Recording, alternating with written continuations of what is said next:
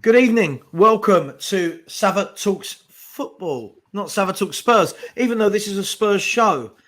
Confused yet? Well, Kuva isn't confused, are you, Kuva? Hello, how are you? I am confused. What's your name say? Confused yet? Well, Kuva isn't confused, are you? Did that confuse you even more? I'm getting an echo from somewhere. That's all right, mate. Kuva, on a serious note, how are you, sir? Are you well? Long time no see? No, I'm not well. I'm still outraged about last night, to be honest, mate. I know we keep telling ourselves, come on, it's only a game, move on and everything, but I don't think you should. Sometimes it's so disastrous. You should be bloody talking about it and you should be angry. I don't think you can let people just get away with it. If something's wrong, you pipe up. Otherwise, it never gets fixed. The worst thing that can happen is players and managers and chairman get the idea that this is acceptable, because it isn't. Yeah.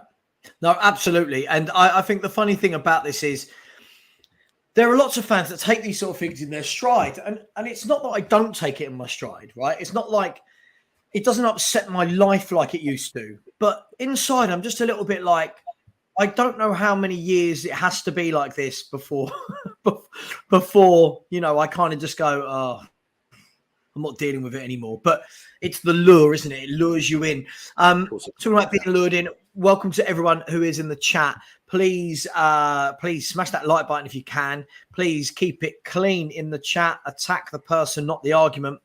And we are live from the night where I am going to predict, Kuva, just off topic of Spurs, I'm going to predict that if Aston Villa lose the game at Fulham tonight, as they are 1-0 at the moment, I'm going to predict that Steven Gerrard will have to go, won't he? Come on, surely. Seen managers go for a lot less, haven't we? We have.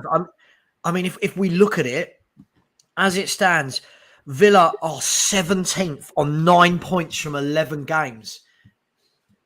It's poor, isn't it? Can't get away from it. And end of the day, even with us, at the end of the day, is the results do matter. So yeah, absolutely, he doesn't seem to be going in the right direction, does he? It's not like they're being unlucky. They're playing really bad stuff at times. So I'm so unimaginative. They are indeed. Isn't it strange how such a great player can sometimes not take that into management? We've seen it a lot over the years. It is, and what makes me laugh about it is, as you said before, I know it's a different league, but he was playing some good football at Rangers. Yeah, and I don't know whether that is just that he can't implement it here at Villa. I don't know if he's tried for a different type of style, but it's been really every time I watch them, they just look a complete shadow of that team that Dean Smith had. Well, I suppose the obvious way to look at it is with Steven Gerrard. He was brought up in footballing terms at Liverpool, massive club. He's gone to Rangers, massive club in Scotland. Now he's come to Villa. They are not at that level. He's got to find a whole new way of going about things now. And he's probably used to all these world-class players to have around him. And some of them are lacking now. Some of them perhaps aren't the player he remembers. You look at Coutinho. Is it like the same player? Doesn't look like it, does it? We know he's got quality, but he's not consistently doing what he used to do. Different player entirely. He got ruined at Barcelona, I think. I feel like every time I watch Aston Villa, though, he doesn't quite know what he wants to do. I seem to remember that when they were doing really well with Dean Smith, and this is the last bit on Aston Villa before we go on to yesterday's performance. I just didn't want to start on such a downer. Before we go on to that, I felt like you knew what they were going to do. They had Grealish on the left. They had players like El Madoui on the right. And you kind of knew their style, their pattern. I feel like here, sometimes they play the two up front. Sometimes it's the one. He doesn't quite know how to get Buendia and Coutinho both into the game. Two players, by the way, I think either one of them would really excel at Spurs as being somebody that can pass and create. But yeah, I think he'll go, and I do think it will be the name we're not allowed to mention, but Pochettino. Oh, to Villa. Yeah, I thought he was going to be going to Everton at one point. It seemed like a logical fit to me. But I think Pochettino, whichever club he does go to, if he comes back to the Premiership, it's got to be somebody that's happy to hit the reset switch and not deal with the established stars they've already got. You've got to really go for that youth input, really build from grassroots up again, and give him time. I mean, we were lucky with Pochettino that it worked so quickly, because I mean, I was prepared for it to take 3 or 4 years before it started clicking in. I really was. I think it happened quickly, though, didn't it? I think with us, though, I mean, of his famous 11, should we say, 7 of them were already at the club. Now, they weren't being used correctly, and they weren't what they were under him, but I think he could see he had the nucleus of which to build at Tottenham. And then he added in Toby Alderweireld, Hong-Min Son, and Dele Alli. And those 3, and then I believe, was it Wanyama as well? And I think those 3 just kind of those 3 or 4 made it click. But it'll be interesting to see what he does if he does come back to the Premiership with another club. Just last thing on Poch, I know we've only just started on Poch, but from where he's been, from taking Tottenham to a Champions League final, winning the league at PSG, managing Messi, Neymar, Mbappe, going to Villa as your next, is that a sign of where his actual ability is, or is that just he's been unlucky? Why would he end up down there? For me, Pochettino is not somebody you bring in at the likes of PSG or Real Madrid. He's that manager that excels at bringing the sort of unknown quantities, the academy players, ones full of energy, great physical shape, run their socks off for them. A lot of the styles similar to what Klopp does at Liverpool. So as soon as the players start getting on a bit, the performances drop. You've got to accept that with Pochettino. He's not going to be coming in, and it's not going to be the same for a start. Harry Kane, he's not going to run around like a spring chicken like he used to. He has to watch his physical fitness levels. He's not going to run himself into the ground every level. He just won't finish a season. So it's not a straight fit for us. Is it for Villa? Difficult to say for me. Again, we're looking at players that are starting to get on a bit. They haven't got too many youngsters about, have they? Well, I'm just looking at the team now. I can see, Ashley Young's out there. Tyrone Mings is out there. And they've got that young, is it Ramsey plays for them? I don't know. I don't think McGinn's too old. But look, let's move it on. Kuru, I'm going to ask you a question, and we're going to start talking about Tottenham Hotspur from last night. Oh God, do we have to? Yeah. 24 hours on, bit less than 24 hours on. If you had to use one word, is it, I mean, it doesn't have to be one of these, but is it angry, disappointed, sad, bored, inevitable? What's your word 24 hours on from what we saw last night?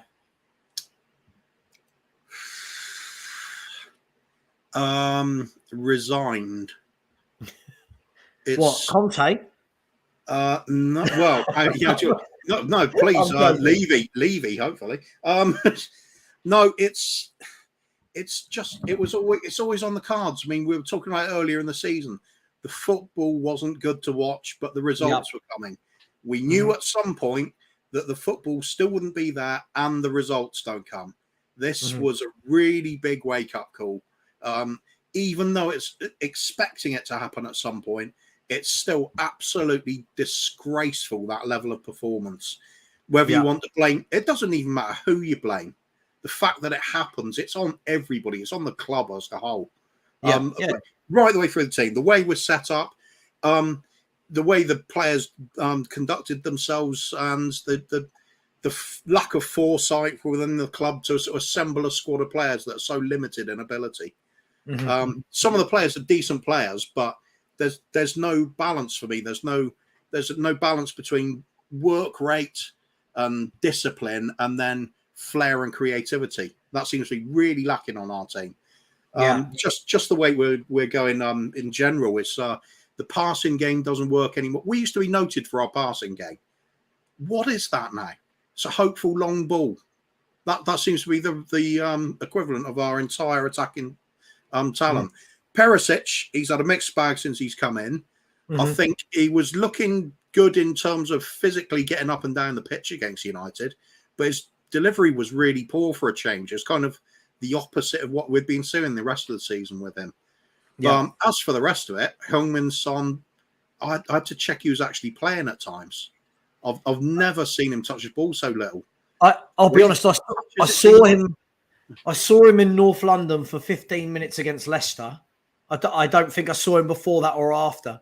But yeah, you're right. I mean, this is the thing for me. This is why, I keep trying to have these conversations with people where it's not just one thing.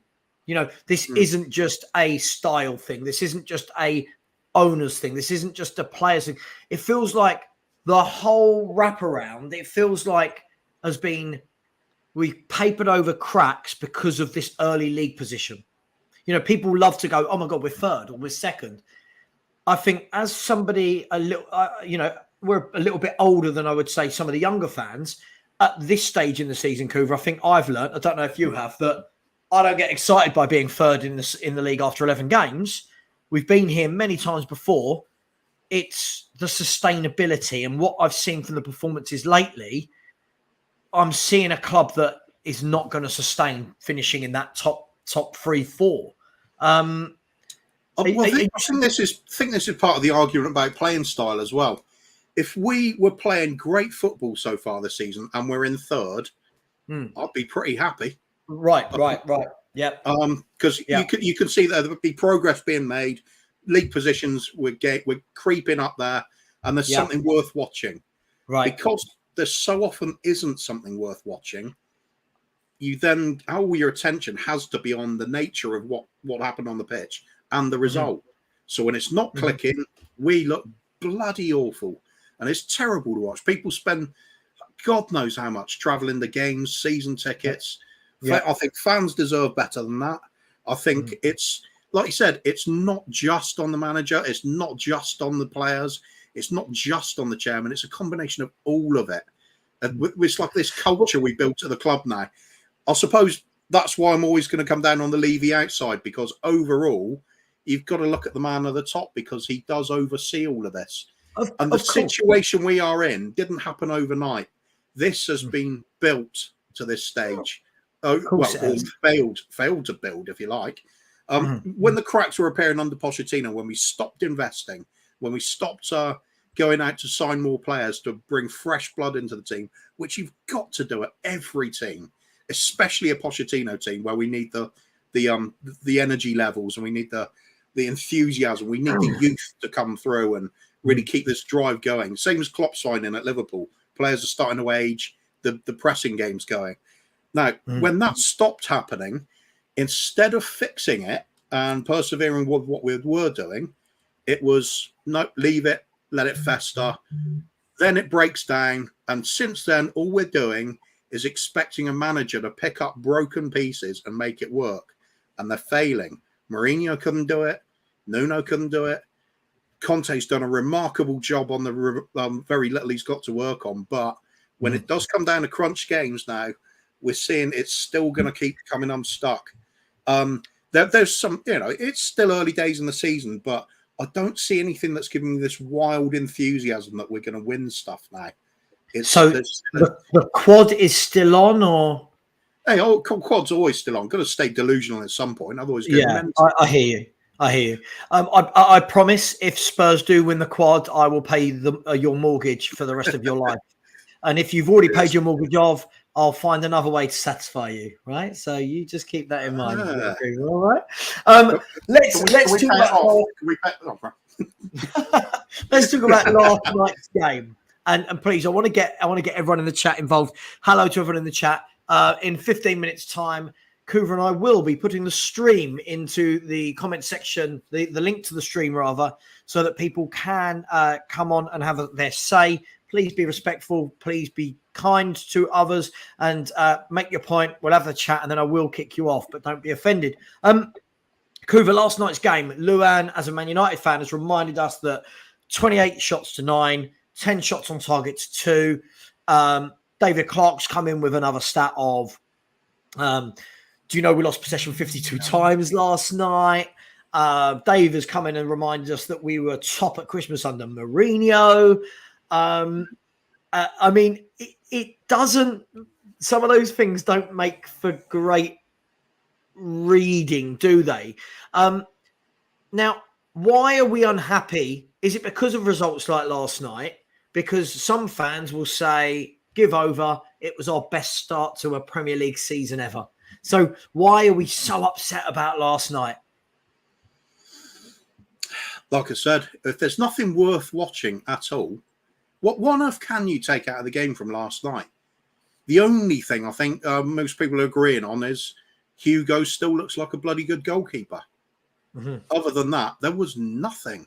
Mm-hmm. I mean, I think some of the players did a little bit better than they were given credit for, but not much. Mm-hmm. I mean, Man United were just inventive, fearless, played like they wanted the ball. Every single one of those players could not wait to get on the ball and go at us, could they? Yeah. They look like we don't want it.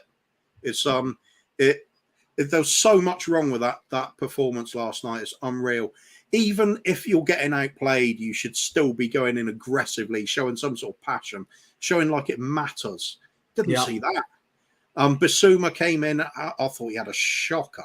He was the one we're hoping for. Was going to transform the midfield, and all he seemed to do was give the ball away.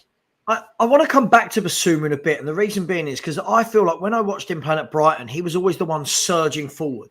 He was the one that would be more your kind of box to box that would break the press. At Spurs, it seems to me like he's almost the furthest back, but I want to talk about that in a minute. I mean, that was the worry for me, Coover. It's not that we went to Man United and didn't win. I didn't expect to win. I said as much, so I didn't expect to win. So for that, I'm not bothered that we didn't pick up 3 points. For me, it was the manner of the defeat that 28 shots on our goal is phenomenal, like absolutely phenomenal. And if it wasn't for Lloris, as you said, and if it wasn't the fact that Marcus Rashford is a 50-50 guy when it comes to finishing, that could have been 6 or 7. I thought they deserved to absolutely batter us. I genuinely believed if we had lost that game 5 or 6-0, no one could have left that stadium going, it wasn't deserved. Where does the blame lie? I mean, tactics, were they just up for it? I think there's a combination of a few things. I think firstly, we've got to start recognising that Ten Hag is the real deal. He is a proper manager. He is transforming up that United team. They look good. Oh, they do. They were playing ever so well. I would have been chuffed to bits if we had played in that way. I really would. It's good football. It's entertaining. It's exciting, and he looks like he's going to start getting success out of it. Whether it translates to trophies is another thing, because it's up against the likes of Man City, Liverpool dominating. But they were good. That's the first part of it. Second part of it is the bit that really worried me. But earlier in the season, I was disappointed in the style we were playing. But last night, for me, I started getting this little bit of a vibe of when it started going down tits up for Mourinho, because it was starting to look like a team that didn't believe in what they're doing. Yeah. And it looked like a manager that doesn't believe in his squad. Right. That's a worrying combination. I hope I'm wrong, but you look at the way he's making substitutions, or more to the point, not making them. I think you look at Conte, he's looking at the bench and thinking, nothing's going to change this up. No. That's the state I'm worried about. We were told that changed in the summer, right? We were told by people that we've added depth. We'll come to that. I mean, this comment here, Conte never gets battered. I mean, let's be really honest. Chelsea should have absolutely battered us. And yesterday, we didn't not get battered because of Conte. We got battered because Man U didn't finish off a host of chances. But the difficulty for me with a game like last night, Coover, is forget being played off the park, right? Forget losing the game 2-0, because in itself isn't the worst scoreline. For me, it was every 50-50 ball, every tackle. Man United, their players were going in as though it meant something. And our players almost looked like, after the first sort of 10 minutes where I thought we were in it, after that, it was kind of like our players looked like, oh, let's just hang on for dear life here and sit off and try and defend. Is that the worry, that they weren't playing for him last night? It's yeah. For me, That's what it looked like to me. It looked like there was a genuine lack of, I wouldn't say trust, but it's like the beliefs going out of the team. You look at Sonny, back to goal the whole game. He's having to play more like a midfielder. He doesn't receive those balls into his path to put him past the last defender anymore. They don't happen. We're getting these conversations about, Sonny's crap this season. He's doing so badly. It's changed. He is not getting the service anymore. He can't make those runs because the ball will not arrive in that position. Yeah. We've known it for a couple of seasons now. If you put the crowd of players on Harry Kane, you've taken him and Son out of the game. I genuinely believe these days, Kuva, that Heung-min Son on his own doesn't offer anything.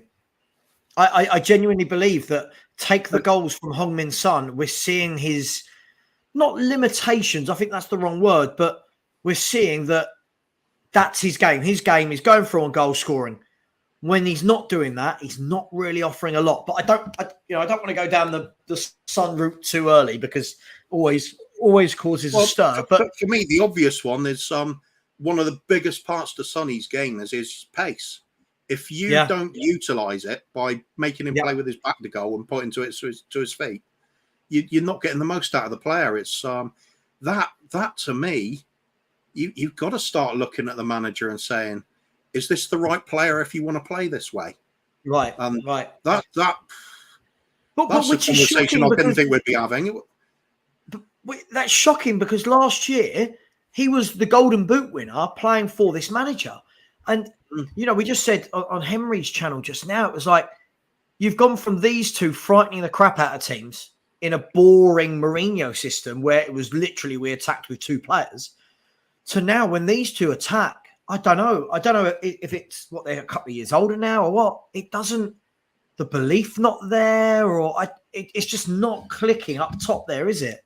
I don't blame them per se because there's no creativity, is there? But they still normally look better than this. Yeah, it's tough to take, isn't it? It really is. I think teams are starting to get a bit better at closing down our attacking threat now.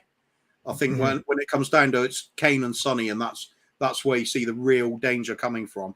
I think teams are now far more adept at closing off the avenues for us to score. Agreed. Partly as well, there's no doubt about it. We're well discussed and well known around the fans that Conte wants Kane to play further up the pitch now. Now he's getting more goals out of it, so some of that's working, but that is also at the detriment to half of those killer through balls that he does to Sonny, isn't it? So it is. I mean, it's like we're still finding our way. It's like almost we're not sure how he wants to go about the game at the front there.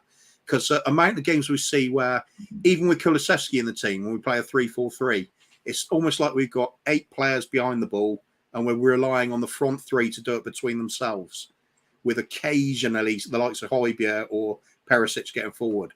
But it's disjointed. I think Sonny is suffering more than any player at the moment with the way the team's going. Just quickly, Conte Ball, this is the third silly comment you've made. My agenda against Conte is embarrassing. I feel like Kuva and I just discussing last night's game. We've not said anything bad about Conte. So either join in the chat or don't, but let's stop pretending things have been said that haven't. And thanking you kindly. Please hit the like button.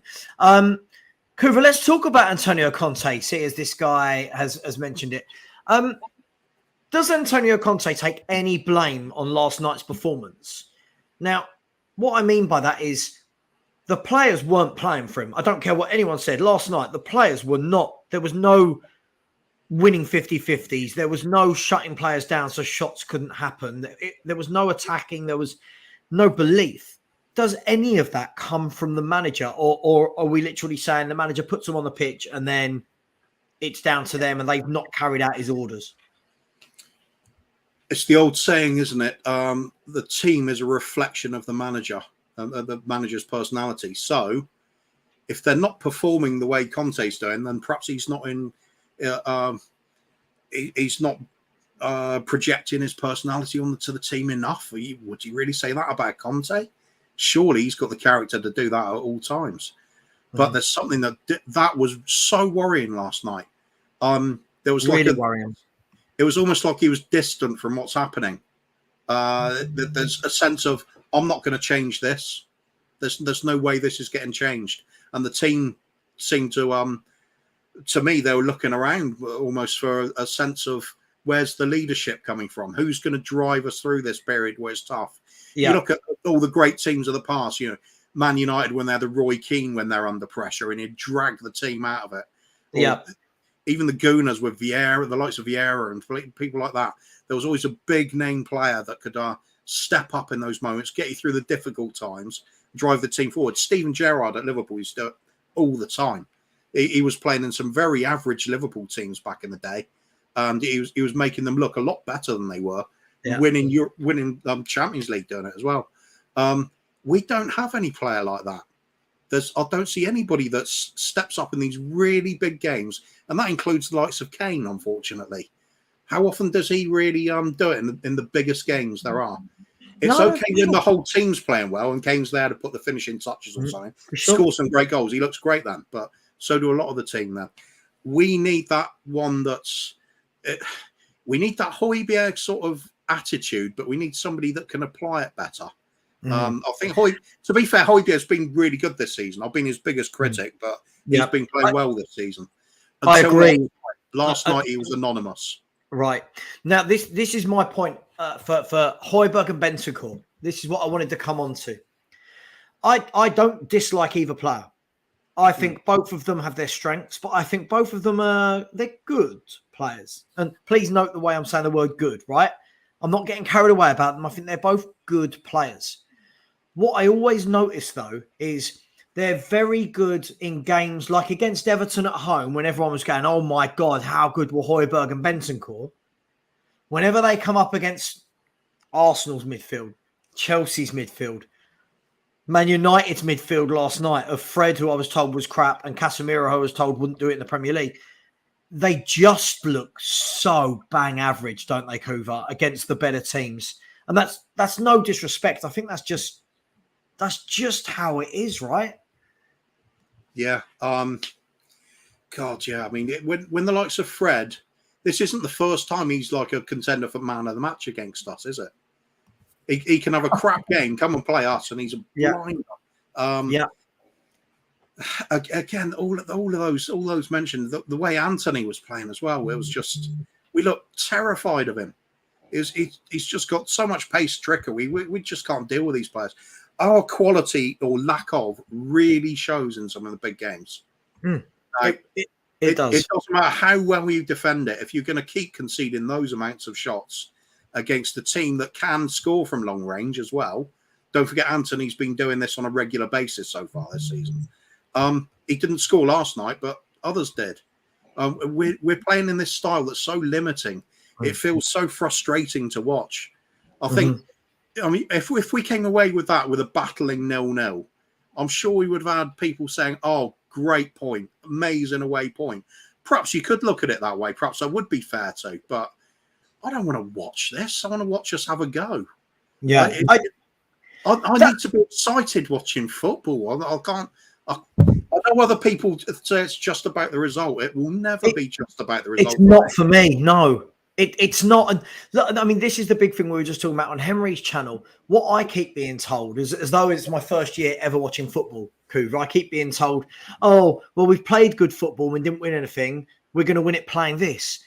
Kuva, in any way, shape or form, have you seen anything this season that suggests we're winning anything playing this system?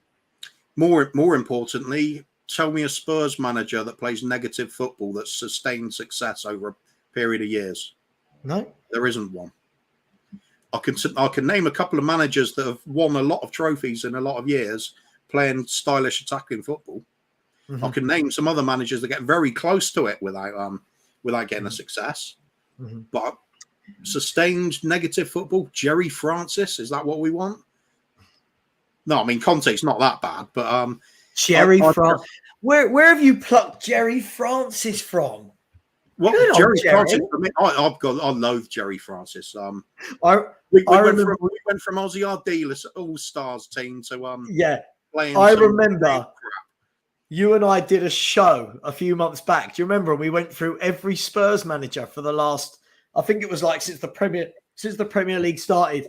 And it was like, I was like, Jerry Francis. And you were like, I hate Jerry Francis. That was real hate. Look, again, first of all, Lobov, if you think Højbjerg is clear of Man United's midfield, you clearly did not watch the game last night. I mean, this is one thing I want to talk about. Højbjerg couldn't keep up with anything, could he? So I've always said, if you move the ball quickly and your players are quick, Højbjerg's out of the game. Yeah, I mean, absolutely. I think this is the problem for me with both Bentancur and Højbjerg. I'll put Bentancur in there as well. There are games where you look at and you go, oh, he was excellent today. Distribution was good, kept the ball ticking over. But against the better teams, those two just really struggle.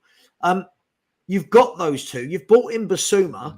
Does that mean another centre mid comes in the next few windows? And what type is that midfielder going to be? Is it a won't matter, will it? It's going to be. We'll look at somebody. We'll look at again. It's going to be a Milinkovic Savic. We'll look at James Maddison. Who will we actually get in though? It will be. I don't know. Somebody we're not expecting. That's a bit of a bargain. Oh yeah, that could be it. Just a couple of quick things. I'll come to this point first. First of all, the Conte has won playing like this with many teams. I can assure you, when I watched his Chelsea, Inter and Juve teams, I can assure you they did not play like this. I don't know how much you saw of it, Kuva, but it was not this. It was not this. And Greg, this guy's been telling me all day. He makes me laugh. He thinks I want Poch back, so he clearly doesn't know what I think of Pochettino.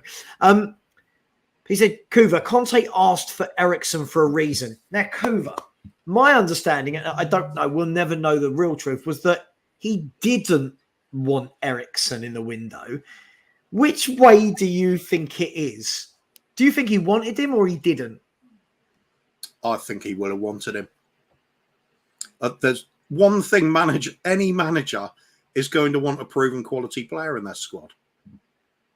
If you got somebody who can pass the ball around, surely you're going to want them. Yeah. I mean, it's not like Conte doesn't want the team to pass at all. He's got to have a good understanding of what our team is like. We are not the great passers of the ball at the moment. So you've got to improve that quality.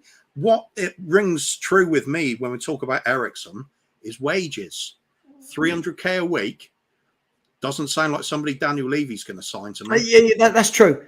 That's true. See, for me, this is one of those really annoying things as a fan where we won't know. I would love to know, because straight away, if Eriksen was there and his agent would have been saying, yeah, he wants to join, and Levy's turning down because of 300 grand a week, that tells me everything I already know about that bald little weasel. But I mean, we've said it before, and we'll say it again, Kuva. This team is absolutely crying out for an Eriksen, a Maddison, a Bruno Fernandes from last night, the Van der Vaart type of someone, right? It's crying out for it. I disagree. Don't disagree that we want a player like that, but I think we need a lot more than that. Oh, for sure. We've got we've got a squad of players that are uncomfortable when they're on the ball. There are far too many like it. You look at even Dyer gets praised for when he's passing the ball out and everything. Look at him last night, put under pressure. Absolutely goes to bits. Yeah. This is all over our team. This has been happening for many years now. Well, it's getting worse and worse. We're terrible on the ball. We use it so badly. And I don't think just getting one creative midfielder is going to change that. I think this is a long project. We need to change the culture of the way the game's played at the club. We need to have examples for the academy to see. Yeah, this is the way we pass the ball around. Let's play some good football. Get a bit, do something with it that's worthwhile. Not all this. Let's hold a rigid shape. I'm not for this Conte stuff. I'm really not. I mean, I don't see us winning a trophy with Conte either, but I don't he know. will at least he'll give us stability. I think he can possibly grind out top 4 this season. Although you look at the league table this morning, you're looking a little bit at the teams below, thinking they could catch us. You know, I think we're in the mix from finishing anywhere between 3rd and 7th. Mate, I completely agree with you. I completely agree with you. I think where my head's at with all of this style kind of conversation, Coover, is when people tell me, well, it's worth it if we win playing like this. You're not winning playing like this for a start. But other than that, in my head, I turn around and go, right, if I'm not winning a trophy as a fan, you know what I mean? Like if I'm not seeing my team win a trophy, then at least give me something to be entertained about en route to not winning anything. Because the counter argument to the argument of, well, if we win something playing like this, it's great. I just asked Henry and Stell the question and said, what if, Coover, what if Spurs finish 5th or 6th? So we've dropped from last year. Yeah, we've made the Europa League. We don't win any of their cups, but we're playing like this. What will those fans saying it's not about style? What will be their rhetoric? What will they be able to say to fans like me and you that want to see good football? Because it won't be style's not important, results are, because we wouldn't have got the results. So I already know what the narrative will be. Got to be patient. We'll have a big window this summer. We'll change it around in January. It'll be the same stuff we hear every bloody year.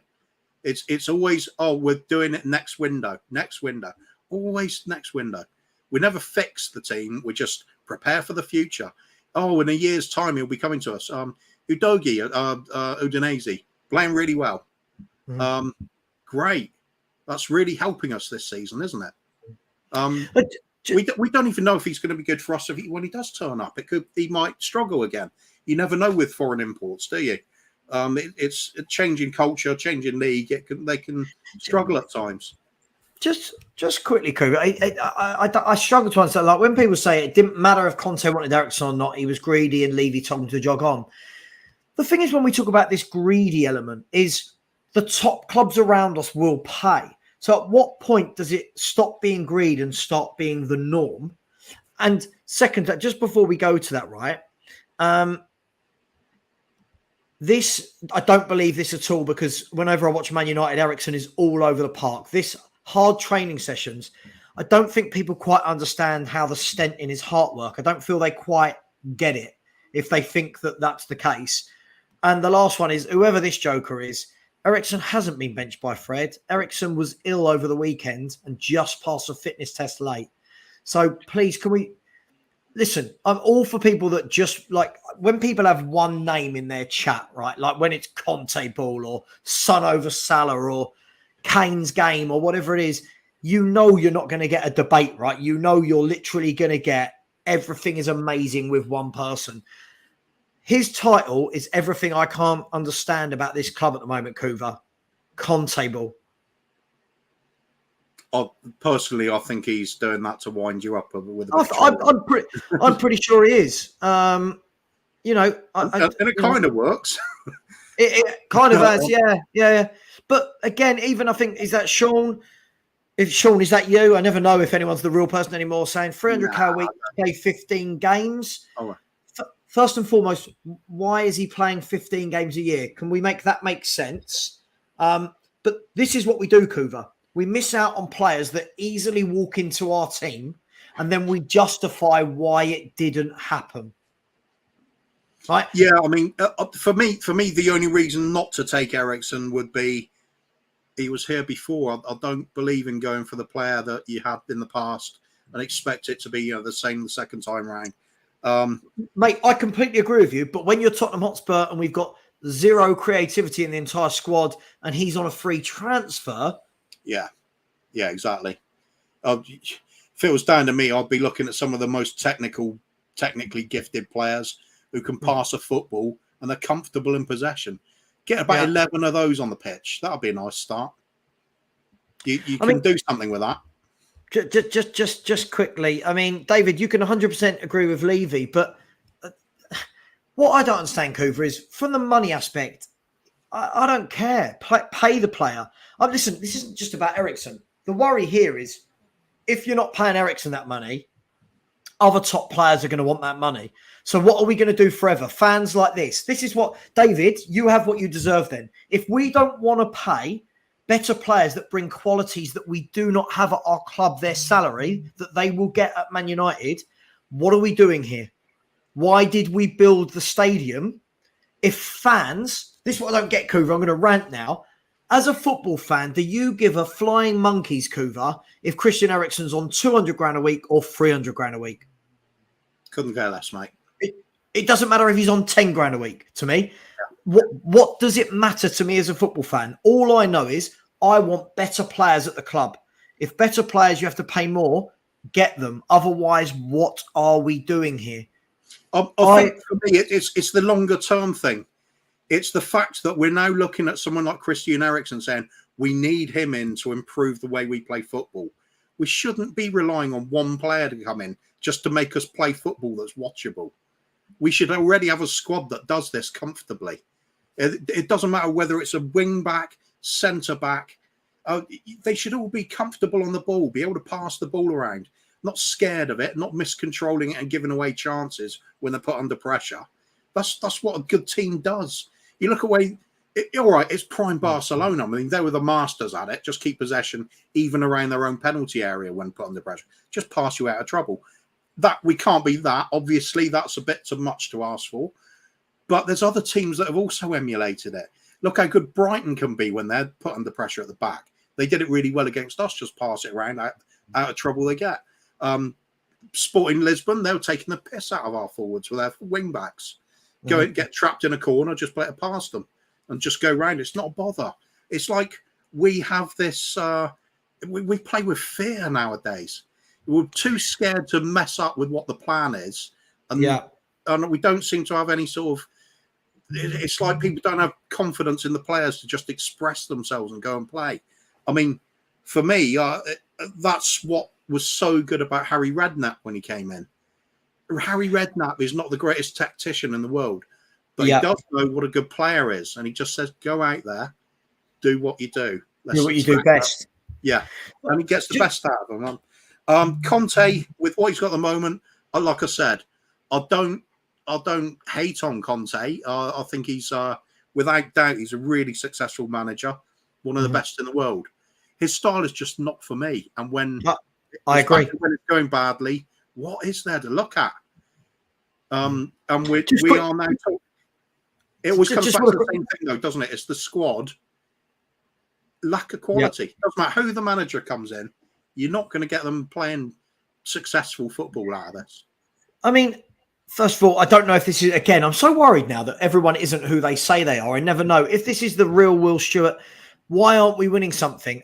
I'm sorry, I've not seen teams that play like we played against Arsenal, Chelsea, West Ham, Sporting Lisbon, Man United. I don't see those teams winning things. I'm sorry. If anyone can tell me when that's happened, please let me know. And what people will come back with will be Jose's Chelsea. I can assure you, Jose's Chelsea did not play like this and had players all over the park. So, I mean, I just can't see it. Aditya is telling me that it's 200k a week, not 300k. Mate, Aditya, I didn't say he was on 300k. I don't care. I don't care what he's on. The club needs... Listen, there are technicians in the world. There are playmakers. There are people that keep the ball moving. If they want more money, and they want more money than the Højbjergs, the Bentancurs, and the Basumas, then you've got to pay it. So this isn't about Eriksen per se. This is about... You don't think if Spurs want to bid for James Maddison, Kuva, what's James Maddison going to ask for in a salary for a move to a top four club? What's his agent going to tell him? Well, as much as he can possibly get, isn't it? Right. So what we're going to do, we'll turn him down as well. Presumably. I mean, it's just it's one of the other comments as well. Where was it? Greg Spurs saying, Kuva, would we play like that with Eriksen and Maddison in? I think we play a bit better, but you can't just rely on one or two players playing the football. It's got to be a team thing. We've got, let's face this, we've gone from a team that had Dembele in midfield Toby and Jan in the back as the centre backs. All right, Walker and Rose, perhaps not the most technically gifted in the world, but my God, they could bomb up and down that wing and add to what we were doing. And then we had Ericsson and prime Dele Alli, Kane at his peak, Sonny. And now look at the team we have got now. We're praying for Kulusevski to come into the side to offer us something that's severely lacking. It shouldn't be like this. We shouldn't be so dependent on one player. Can I just remind everyone as well that Kulusevski was the player that he rested for 2-3 games to get Richie in the side. That's the worry for me, is that the player that everyone is now craving. I remember saying, why on earth is this the player being, oh, don't worry, blah, blah, blah. Now we're craving him. Like, we're absolutely craving him. I think Conte came out with one thing that I totally agree with, and I thought fair play for him saying that. He said, I know it's something along the lines of, I know it's not the football everybody enjoys watching, but, you've got a right to complain when the results aren't there. So we're complaining now the result isn't there. Could I just say... Conte accepts it. Yeah, I absolutely agreed. I mean, Scott, I completely agree with this. I think when I talk about Ericsson, the reason I throw Ericsson into the ring is because he was on a free transfer. There are plenty of players, and Cooper, we spoke about this all summer, plenty of players that I said, I would go and get this player, but they're going to be 55, 60, 70 million. So it looked like ideal for Spurs to get an Ericsson on a free transfer to add something different to our squad. Now, ideally, I've always said I want James Maddison. I've always said that. He scores goals. He gets assists. He creates. He can play centrally behind the two or from either flank. He's English, and he's got a really good set piece. So that's who I want. But Ericsson just seemed the Levy option, if anything, for me. Cooper, let's change this up a second. Last night, Eric Dyer again showed. We're about to see a Mitrovic penalty is about to be taken in the Villa are down to 10 men. Iggy will be very pleased about that. And Mitrovic has. It was not a good penalty, and the keeper should have saved it. But you know what happened? It goes in sometimes when he just hit the target, doesn't it? It does, yeah. Look, let's talk Eric Dyer, mate. Again, I keep being told by Spurs fans that Eric Dyer's solid. Eric Dyer's been brilliant since Conte came in. Again, the first 15 minutes, I seem to remember, just awful. Him bringing the ball out, losing it, misplacing passes. He was shocking the other week against Frankfurt when he gifted them a goal. How many years are we going to see this guy? I mean, surely this is the last year we see Eric Dyer at centre-half for Spurs, isn't it? Please, give me some... Yeah, I mean, let's face it, centre-back options. We're seeing Dyer and Davison all the time. These are players that weren't good enough back when Pochettino was manager. We've failed to replace them with adequate footballers. It's all well and good seeing old Disco Dyer occasionally block some shots or once every now and then clear something. With the likes of Davis as well. He's always been a 6 out of 10 type player at best. Surely we should be aiming higher, but we don't. We settle for it. It's like, oh, it wasn't good enough back then. Now we have to rely on him. Oh, he doesn't cause a trouble. That's it, isn't it? He doesn't cause trouble. You don't see his name in the headlines, on the back page headlines, causing trouble for the club. Nothing. He's a consummate professional, if you like. He's just not that great. Do we need to upgrade these players? Yes, of course. This is what the whole thing comes down to for me about style of football. It's all well and good. Yeah, Maddison. I would love to have Maddison in the team. Love to have Milinkovic-Savic in the team. Lots of other players can pick out. Would love to have in there, but it's got to be the whole lot. It's got to be all of those outfield players, preferably the goalkeeper as well, comfortable with the ball. They looked terrified at times last night. Even Romero was really shaky, which I didn't think I'd ever see that. Because usually he's so good on the ball, he'll just shrug somebody else off if he gets pressured. Not last night. it's going. It's almost like, is it infectious? Is there a nervousness about playing any other way now? Are we stuck in this rut because we assumed this is the direction to go after Pochettino left? Just quickly, Cooper, I've got a couple of people backstage I'm going to bring on in just 60 seconds. One thing I will say, I'm seeing a few comments in the chat about who wins playing football this way. And again, I don't feel like people are getting the point of it.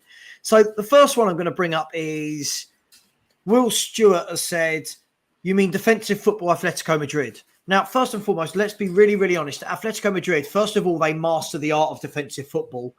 And when they were winning things, never had players like Eric Dyer, Ben Davis, Sessegnon and Royal in there. So there's a huge difference being able to play a real defensive game when you've got that sort of quality at the back.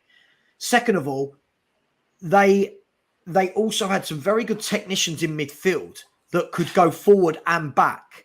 So I don't quite see the similarity. The second one was Real Madrid was super defensive under Carlo Ancelotti. I fail to believe that Real Madrid were playing with this 11 to try and win things. Can you think of any, before I bring the guests in, Cooper, can you think of anyone who's played football this bad and won a trophy? Chelsea, Di Matteo. Chelsea, Di Matteo. Chelsea? You remember that Champions League final? They just defended all match long. I'll take it. I'll take it. I'll take it. But can you see this Spurs team get into a Champions League final? No. Right. No so way. welcome. No way. I actually have doubts still about us getting out of the group stage. Okay, we'll come on to that in a minute. Just quickly. Hello, is it Michał? I guess, yes, in Polish it's Michał, but you can call me Michael, no worries. Yeah. Okay, Michael. Are you the Michael that I argue with all the time? No. Good. There are plenty of other Michals in the chat, and I'm always scared that somebody will mistake me with them. So. And Maria, how are you? I'm good, you? I'm very well. Very well. Oh, good. I still upset about the game last night. Yeah, same. I'm good, but I didn't even watch the whole game. I turned it off after about the first half. So let me start with you then, Maria, and then I'll come to Michael. So you said you were still upset about last night. What was it about last night that upset you? Was it not winning the game? Was it the performance, or was it just that we were absolutely played off the park by a transitional Man United, if that's fair to say? I knew we weren't going to win against United, but I wouldn't be as upset if we actually tried. But the fact is, we didn't even try, so we let him win. We made him look like prime Barcelona. Yeah. I mean, what would you have done differently, Maria? Because one thing I can't knock Conte for is I've wanted to see against better teams. I've wanted to see the 3-5-2. Granted, I don't want to see all three of them sitting, 5 yards away from Dyer, Romero, and Davis. But would you have done anything different last night? Well, I wanted a 3-5-2, but I only think that works like as a sub, like if they come on after half time. Because I think start with a 3-4-3 and then change it. That's how it always works. I think it always works better like that. And I do think the one thing I do blame Conte about is why did he make changes after the 60th, was it 80th minute? 80th. That's not going to change anything. Mm-hmm. So would you, just quickly before I go on to Michael, Maria, would you have done something different at half time? The fact that I think at half time we were sitting there with, wasn't it a Premier League record this year, and not a good record, that we'd had 19 shots against us in 45 minutes. So for a defensive team that I keep being told we are, that is shocking, right? Would you have changed it then? Yeah, I would have thought like how do you say his name? Lenglet? Longley, yeah, Longley. I would have at least put him on or change the formation to like a 3-4-3. Okay, a 3-4-3. Okay, Michael, let me bring you in. We don't really have. I mean, he couldn't really bring anyone. We don't have anyone better.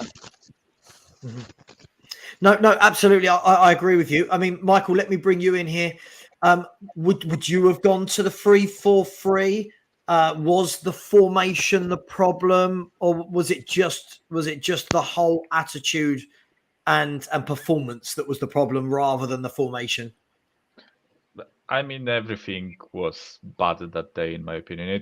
You cannot really pinpoint it to one thing, in my opinion. Like, I would have liked to see a 3-4-3, but we didn't really have personnel for it, because I get that on paper before the game, Bissouma looks much better on paper again than Lucas or Hill on the right wing.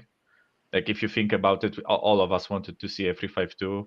Maybe I'm on the fence with a 3-5-2. I think it's a really useful formation when you have to stabilize in the midfield, when you already have an advantage, when you can allow teams to come onto you because you threaten to extend your lead.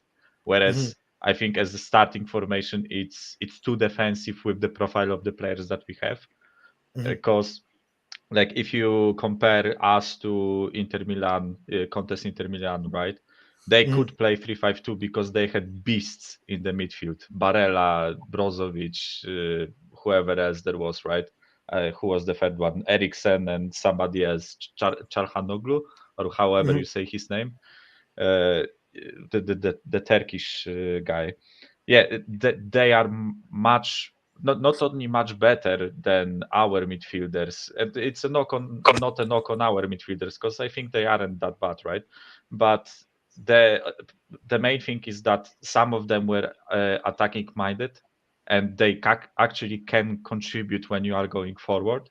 The problem with our formation, in my opinion, in that game was that the three of our midfielders were sitting so deep that whenever the ball got to our forwards, there was too much space between the lines. And even if Kane and Son somehow managed to get a hold of the ball after it was played to them, there was no one to play it off to, and they were isolated there as a pair. And you cannot really expect them to score a goal against 4 defenders and a defensive midfielder and returning United players, right? So that's formation wise. If Kulusevski was fit, I would much rather see us play a 3-4-3, because that's the formation that we had some success in the previous season. If you can call it that, I guess it is a success, right? To get the top 4. But the thing that I was most disappointed by was the attitude of our players and the attitude of our coaching staff. Because in my opinion, as soon as we conceded the first goal, which was only 47th minute, right, or 48th, I think that we gave up trying. We didn't really try to catch United. We didn't really try to threaten them. It was all even more defensive. We were getting pinned back even deeper, and somehow someone has to react, right? Whether it's the players on the pitch saying, like, stay focused or whatever, right? But that we are outclassed, so I don't think it's really on players in that situation. Then I think Conte has to react and change at least something. I know that the personnel that he could bring wasn't good, but at least it changes something. At least it's funny. I will finish, I promise, like in the 30 seconds. No, okay, I would much rather see us lose 3-0 but give it a go than lose 2-0 the way we lost. Because I agree. I felt embarrassed during the first half and during the second half. It was just embarrassing to watch our team. I agree with you, Michael. I mean, Ditcher, I'll bring you in, and then one more round, and then I will get some people out the show and then get some new people in. Ditcher, let me ask you this. If we had lost 2-0 last night at Man United, but we'd actually gone for it, and I don't mean 90 minutes. I'm not talking about 90 minutes of throwing the kitchen sink, but even having a half-hour spell in the game where we apply pressure, get the wing backs forward, push a couple of midfielders forward, you could stomach it a bit more, right? Exactly. But is it the case that we didn't give it a go at any point in the game, and then we lose? Then we get the Conte comment afterwards of, oh, well, we didn't play well against Chelsea and we didn't play well against Arsenal. We didn't play well against Man U. And it's like, well, no, no shit, Sherlock. So what do you make of it, Aditya? I think execution was bad. We were giving it a go in some areas of the game. Like Perisic was going forward, he was getting into position to shoot, to cross. Like final ball, final pass was missing, and even when we were having the ball, we were not able to play against the press, and we just kicked it long all the time. So it's not like we were not giving it a go. I think the the quality difference mattered in my opinion. They signed Casemiro and Antony for combined 150 million pounds. That made the difference in that team. Like not just them, because of those two other players also played well. But like I think there was quality difference between the two teams in my opinion.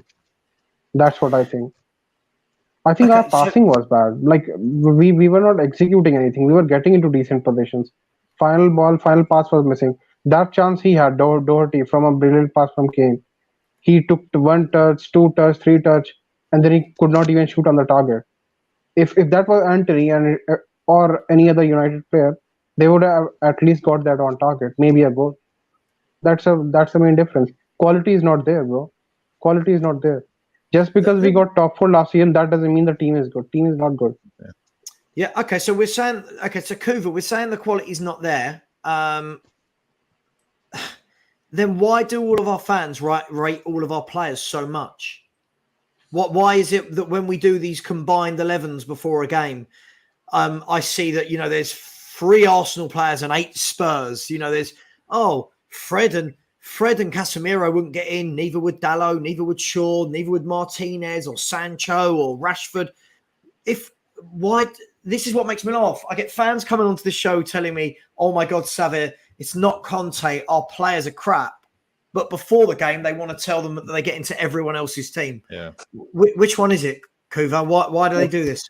I don't actually blame fans when they do this. It's a natural thing, though. No, it's not, though, is it? They know deep down that some of these players aren't good enough. Yeah. But you put the rose-tinted glasses on, you think, no, come on, we can do this. It's hope. It's always, they're going to be better. Come on, they'll prove me wrong, and then let down again. But no, get back on the horse. We're not going to get them. Our players better than theirs because we've got them. That's it. They pull on the Spurs shirt, therefore they're better than anybody else in the world. That's all it is. Arsenal have a better squad than we do. I mean, no, but our fans say the opposite, right? Our fans say the opposite. They just can't digest the truth. I think that's the issue, Savva.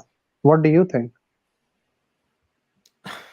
what do I think? Who's got the better squad out of Arsenal and Spurs? Arsenal. No, I think our fans deliberately lie. Even they know that.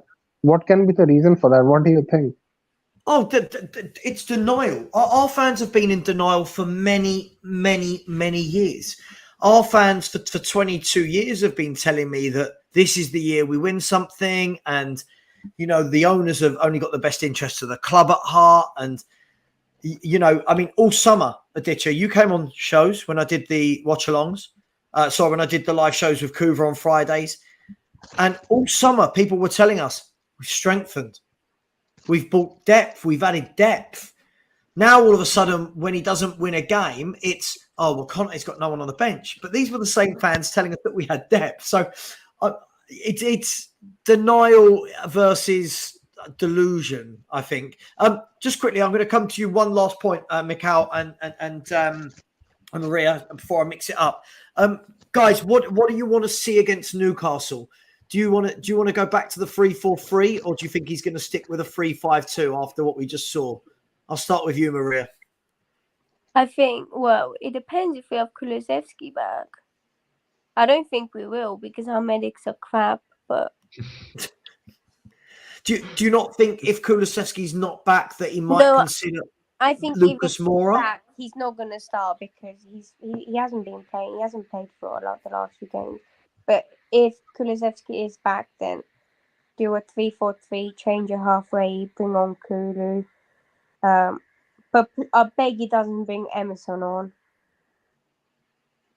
Okay. Do you see in any way that he'll start Lucas Moura now he's back and maybe put him to the right side of the forward three? Yeah, or he'll put because he says Perisic can play as a 3 as well. Okay. Michael, are we? What are you saying for the Newcastle game? How imperative is it now that we win, considering that all the other teams that we created a little gap between are now very close up our backsides? Yeah, like the main thing I want to see, honestly, and sorry for that one swear word, but I want our players to just give a fuck about the game, because I felt like in the previous game they just didn't care. In my opinion, it was. I've talked about it on We Are Tottenham TV. I also call in there like more often, right? And I said that I just felt like this performance was a throwaway after a certain point. They just said to themselves, okay, we lose this one, we will make those points up somewhere later in the season, right?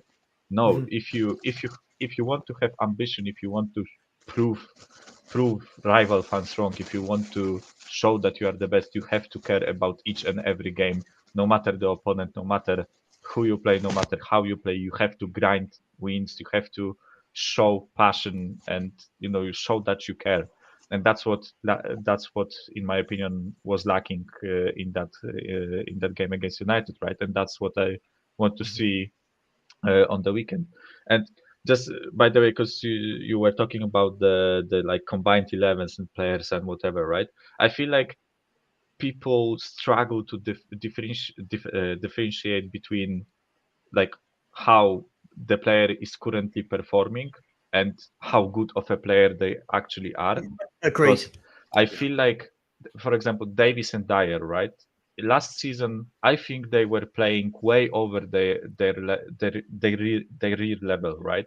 They weren't. They are way worse than they were last season, and it's showing now, right? If you are a player of a certain level, you cannot keep this up for that long, right? You cannot play over your level for that long. And right now they are just getting found out by better opposition, right? So if our fans do a combined 11 before North London derby, they just look at how great Dyer was last 6 months, right? But they don't look how shit he was for the previous 6 years. And they don't look at the fact that 6 years ago he was our bench warmer, and that's honestly a role that he should be playing right now. He should be a backup defense, a backup center back to someone who is actually quality, right? So I agree. Michael, yeah, sure. some of our Tottenham fans managed to include 6 Tottenham players in the combined Chelsea Tottenham starting 11. I could not believe it. No. If somebody put Romero or Aspilicueta, man, like how does that happen? How does that happen? Chelsea Tottenham combined 11, it's like if I stretch it, it's 3 players at best, in my opinion. 3 at best, and it's at the moment I'll put Mason Mount over Son. I personally think I'll put Mason Mount over Son or Kulusevski at the moment. Well, I mean, let's be fair, and we'll talk about Son. I'm going to talk about Son a bit on later. current form, yes. On current form, yes. On current form, guys, sorry, I need to be fair to everyone. So, Aditya, Maria, and Michael, thank you for coming on. Always feel free to come back on and give your point. But I do have a couple of other people that I'm going to bring in. So, if you guys would be so kind to exit, and I'll speak to you whilst you're in the chat. I'm not so kind, bro. I'm not so kind. Yeah, you get. Okay. Cheers, guys. Bye. Maria. Bye, Michael. Okay, so just before I bring in, I've got a few people backstage. Kuva, just want to quickly get a point from you. Lots of people talking about how we just kind of gave up. It was almost like once Man United scored their second, most teams then tend to throw the kitchen sink at it, right? Most teams then tend to at least try and throw some long balls and throw some bodies. We just kind of kept doing what we were doing, didn't we? Mm-hmm. Is that a concern for you? Yep, without doubt. I mean, you could say, for me, it just stinks of Conte's resigned to the fact that there's no way to change this. You look at the fact he doesn't make those substitutions. We're saying, oh, he could bring on him, could bring on this player. Who were we really going to bring on? Lucas Moura. How many times does he really affect the game nowadays? He's had maybe nowadays. It's been about 4 years, isn't it? Well, it has, hasn't it? He's had the occasional blinder of a game, but it's like once every 15, 16 games or something. You have to play him for a full season to get a couple of decent games. So I think Conte's resigned to the fact that it's not going to be changed up. And I think that feeling for me, looking at player body language, obviously a total amateur guesswork, but I think that feeling's starting to spread to the team, the squad in general. I think that mistrust in their ability, it's perhaps playing on it. Perhaps it's helping to make the performances so substandard. It's settling for just plodding through a game, not going to win it, never mind, just hold shape. Don't make sure we don't get beaten by 5. It's not the sort of football I'll put up with, but that looks like what's happening to me. I mean, I think that the worrying thing, and I'll bring in AL here, and welcome to the show, you guys. AL, I think that the key thing for me is we went to every season's different, but we went to Man United last year. We were much better. We lost 3-2 by a bit of Ronaldo magic in terms of the hat trick. Is it after seeing that? Is it then such a shame that less than a year later? I don't exactly remember when that game was, but it must be 7, 8 months. I think. It was April, maybe. It was maybe like April, like early April. Oh, in April, possibly. Yeah. So if we're looking at 6, 7 months later, and we go there and we all but didn't battle, is that worrying for you as a fan that we were that easily beaten by a team in transition and who are actually below us? Listen, my worry is that we make Fred a good footballer, and what all, and that's all that matters. Like, that's the story. So, yeah, we didn't show up. No player showed up. I don't know what happened. I don't know like how can we get overrun with Casemiro is a good player, but Fred and I honestly don't have an idea. Okay, I mean, Stefan, you're obviously an Arsenal fan. I mean, you watched the Spurs games. I'm guessing you watched Spurs Man United last night. I did actually. I mean, you've been critical of the way we play, which is you're right. Did you see anything last night that made you think we will come and take your top place position anytime soon? Honestly, Savva, I'm going to be very honest with you guys. I was actually shocked. I thought you would win yesterday. I thought the game was perfectly set for a Conte Bowl 1-0 on the counterattack. Just, deep defensive line. Just, pretty much suffer ball and you nick it. The same way Man United nicked it against us at home when they beat us 3-1. I thought you would do exactly the same thing. Yeah. The thing, maybe you can call it in our perspective, but the thing I have noticed is that the players that a lot of the Spurs fans rave about, for example, Bentancur and Romero, every time they have come up against a little bit of a better opposition, a higher quality, Arsenal, Chelsea, people forget that Chelsea game. I remember that game. It was almost the same as the Man United. If Chelsea had better finishers, they had the same. Kai Havertz missed the chance, I remember, in that game that was harder to miss than to actually score. I remember that. And Raheem Sterling missed the sitter.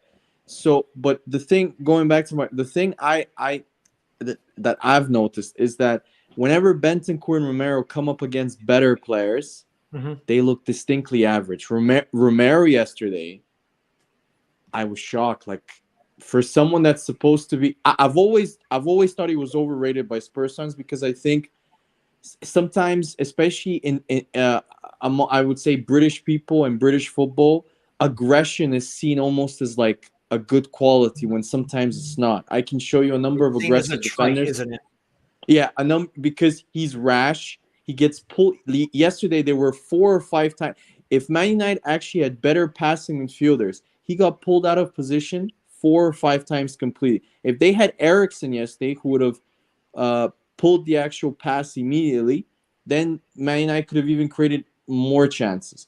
But But my point is that the more I watch you guys play against better teams, the more I notice that your players that are in good form, like the Højbjergs, the Bentancurs, the Romero, they get outclassed. Yeah, because even against Arsenal, Partey and Xhaka completely dominated you, dominated your midfield.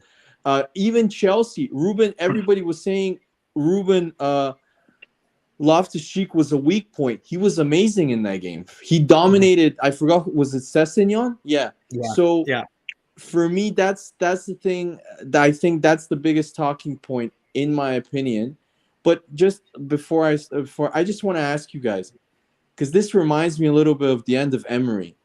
Doesn't it piss you off in like the 70th minute to see Conte putting on defensive substitutions to like almost like, okay, we're losing 2-0. Let's not lose 5-0. Like for me, I think, Stefan, I think one of the difficulties in this, where I will stick up for Conte, is when you look at that bench, that there isn't a lot of attacking options. I mean, I think the attacking options yesterday would have been Moura, Hill, and no, that's it. Moura and Hill. Savva, I'm sorry, my friend, but isn't that why he's being paid $20 million a year to come up with solutions? I mean, yeah. I mean, look, let's discuss that then. Let's discuss that, my friend, because yes, I agree. I look at this in 2 ways. First of all, I look at it as it's completely, as people like Kuva and I said, and I'm sure some of you said in the summer, which was we didn't actually buy any of the depth that fans truly believed we had bought, because we loaned most of the depth out without buying players to replace it. Second of all, the worrying thing for me is if you don't have a single centre forward on the bench for a game and you're allowed 9 subs, at what point do you dig deep into the under 23s, under 19s and go, right, where's a young centre forward? You've got nothing to lose at that stage, right? Where's a young centre forward? I don't know, Jamie Donnelly, someone like that from the under 23s or whatever they're called these days. Alfie Get Dorrington. on the bench, chuck them in, 10, 15 minutes to go, you're 2-0 down. But we don't do that. What we do is we have Skip, Sarr, Sanchez, Sessegnon, Hill, all of these young, okay players. What do you make of it?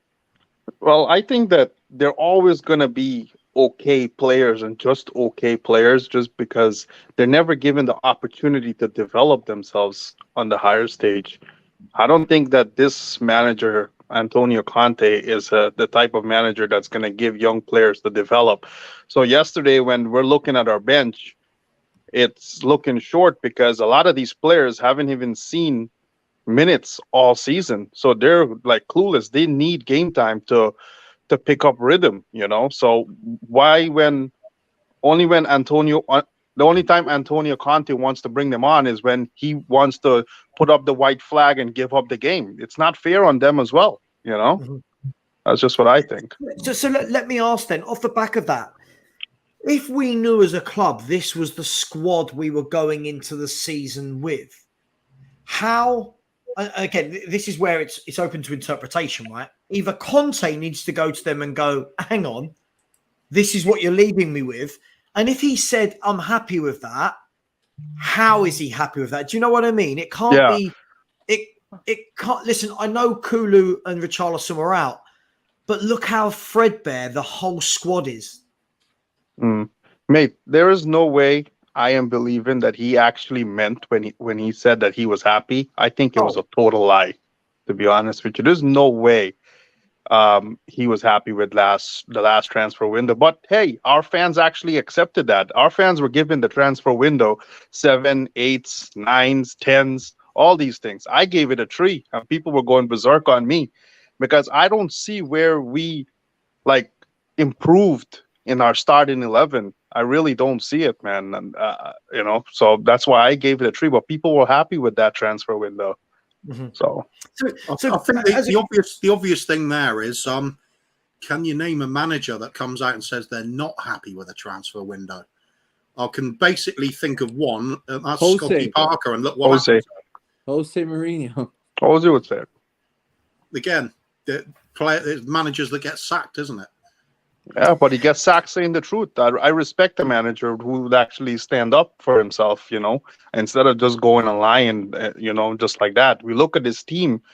Jose Mourinho had a worse squad 2 years ago, and he had us in first place with a worse squad after 15 games. Mm-hmm.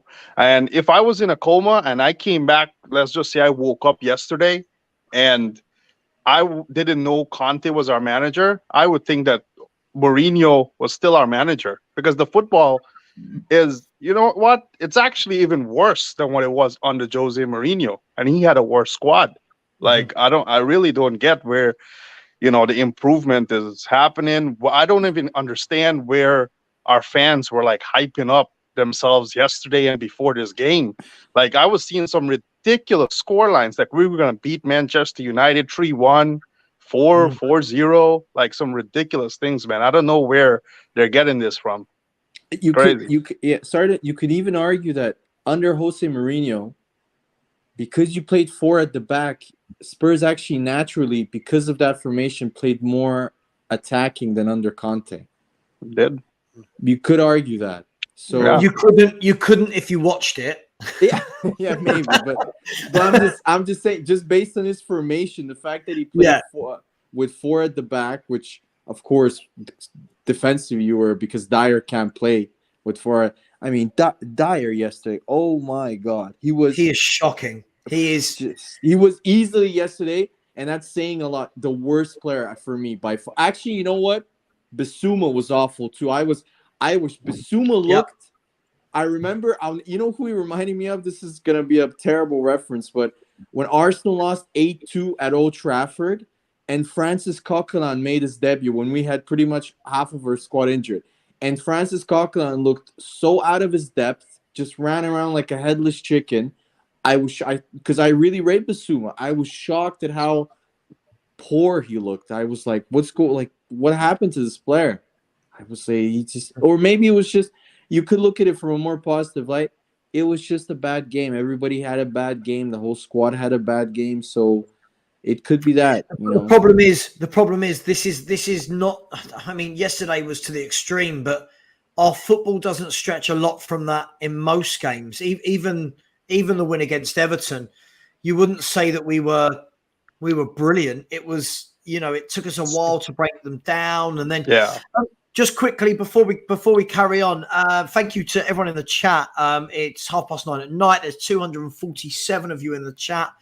Of those 247, only 77 of you have pressed that like button. I'm not amazing at maths, but that to me is less than a third. Yes, it's less than a third. Quick math. So please smash that like button, and any super chats you do want to put in, the money does go to charity. It goes to the British Heart Foundation. Ayo, let me bring you in here. You haven't spoken for a while. Let's talk about this then. I agree with Kuva. Not many managers are going to come out and say, you know what? I'm unhappy. But I think the difference... He's like 15 million a year. He won't call him out unless he gets another like a 5-game losing streak. Then he'll start bitching and saying, it's a player, it's Levy, Enoch, his dog, his whatever. Yeah. But my point is this. If anything, wasn't Conte in the perfect position of any manager there has been at Spurs to turn around in this window after what he did last season, with the Champions League now secured, with the stadium all finished, to turn around and go, I was not happy with that, because then the fans would have turned around and been like, right, the manager's now calling it out. And the pressure would have gone on to Levy and Enoch so much so much. But instead, what he did was turn around and go, I'm happy. Fans then went, see, he stayed, he's been backed. Now we're seeing performances like last night, like at West Ham, like at Arsenal, like at Chelsea, like against Marseille for large periods of the game, against Sporting. The rhetoric has changed to he wasn't backed. So why didn't he say, I'm not happy? Wow. Listen, the guy can't lose with Spurs. It's for him himself is a win-win. Yep. If he wins a trophy, he gets a statue. If he loses, it's an Enik. He will start bitching and he will start getting annoyed. It's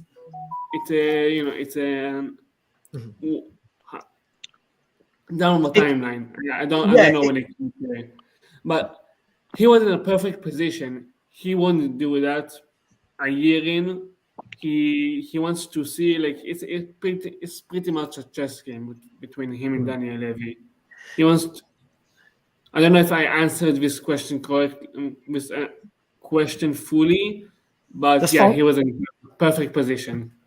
That's fine. So, Kuva, let me bring you in here. I mean, this is the thing for me. Are we almost at the point where we know 3 or 4 defeats and all of a sudden we are going to start getting the Conte that at the moment he's been very good in press conferences, right?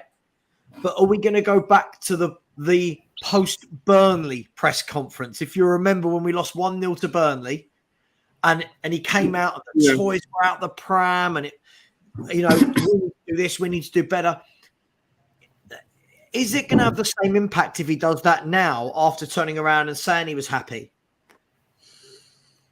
Yeah, I think it will. Yeah. The press will pick up on it immediately. They'll try and provoke him into it, for God's sake. It's going to be all over social media. It'll be all over Sky Sports. Bloody YouTubers. Of course it's going to have an impact because you can't get away from it. When it happens on screen, people notice. It doesn't matter if you think it doesn't even matter if you think it's fake. The fact that it's there, it's happening. And this outburst is happening. People will always read more into it than it has to be, or it's genuine. Either way, it's going to get the desired effect. I think when you have an outburst like that, something has to change. You can't just carry on the same way at that point. So then it becomes a case of sack the manager, back the manager, or the more likely one, sit down, try and clear the air with the manager and show him that there's some sort of way forward that he genuinely believes. I think we're going to see that conversation happen sometime after January. I think it's going to have a massive effect on the future of this club because for me personally, I think Conte is going to walk in the summer. I don't think we will offer him what he needs. But we'll wait and see, because one thing that has happened on a regular basis with this club is ENIC is superb at the PR game and pulling wool over eyes and getting people to accept mediocrity or just plain bullshit. Yeah. Now, if they're good at selling that to so many millions of people around the world, how good are they at selling it to one person as a manager? It's got to be the same sort of deal, hasn't it? Is Conte going to see through it all? If he's genuinely not offered what he thinks is going to get him results, is he going to want to stay at this club? So, okay. Let me ask then. So, to dare is to park. I love. Is there anything after that I meant to read? To dare is to park the bus. That's what we stand for now. I can't see that, but I love that. My man, remind me of your name again. Sorry. I'm Richie, bro. I've been on your show before. How can I forget that? Richie, listen. Another great point by Kuva. He's full of great points. He really is. Always. No, I was just trying to be kind to you. I feel like you need it. What's an age thing now, is it? Cheers. Yeah. He knows his stuff, man. He knows his stuff. If let's assume Conte has one of these outbursts and walks for whatever reason, right? And he walks or he's sacked or whatever. At that point, do our fans turn not on Conte At that point, do our fans finally turn on this board and these owners and go, enough is enough? That's now Redknapp, AVB, Yo, Poch, Jose, Conte, or is there still going to be that portion of fans that can't see any wrong in how we're run and will say, oh, well, on to the next one? What do you reckon? I think it's the last one that you just said, man, because if we really, really want to get Levy and Enoch out of this club or whatever, or have them do more, we need to be united as a fan base. Yeah. And we are not united as a fan base. We're the farthest thing away from being united. So I think nothing's going to happen unless the fan base becomes united. I've seen like Brian Daigle and all these guys, like they've arranged like protests and all these things. Like, look how many people turn out, man. Hardly anybody, So I don't think nothing's ever going to change at this club unless the fans become united and they have an actual plan how to get these guys out. That's what I think. And it's just going to be manager number 15 again. And that's just how it's going to be. And they're going to spin it. They're going to spin it so good that we're just going to fall in love with the whole thing, because we know as soon as Conte gets the sack, and I'm telling you, if we continue like how we're playing right now, it's right around the corner. It's going to be Pochettino, and it's going to be that whole euphoria all over again. And they're going to sell that to the fans, and they will buy it. Yeah. I mean, Stefan, I'll bring you in here, and then I will ask you three to move on so I get some new people in. I always feel guilty saying that, but, we know the score. Stefan, as an Arsenal fan, do you feel Spurs and Arsenal are very similar as clubs, or do you feel like you've now turned the corner and you're in front of us? What's the perception amongst sensible Arsenal fans, we'll say? I would honestly, the way we're going and the progression I'm seeing pretty much game by game, and just the improvement and the youth of our players. And I also, from another perspective, I think if Arsenal make top 4 this year, I think Spurs fans should be very worried. One, because not from an arrogant standpoint, but I just think Arsenal as a Champions League club, just because of our history, recent history of winning stuff and stuff, I think as a club naturally are just more attractive to bigger players. That's why, for example, a lot of people don't rate him, but I think he's an incredible player. For like when we signed Thomas Partey, finishing 8th, for me, I think the only reason why we managed to sign him was because of that. Because one, supposedly he was a childhood Arsenal fan, and all of that. But if you ask me whether I think we're on a similar level right now, yes. But I think both clubs are at a crossroads in which I think Arsenal are going on the up, and it looks like, especially if we make top 4 and then we make the right signings in the summer, I think we can do something very similar to what Liverpool did, because our best players are very young. It looks like they're all going to sign new deals, so the future is good for us. While Spurs, their best players are pretty much at their peak, or now in their 30s. And judging by the way your recruitment has been for the last, Arsenal managed to fix that, because our recruitment was also very bad, under Emery and then in the latter years of Wenger.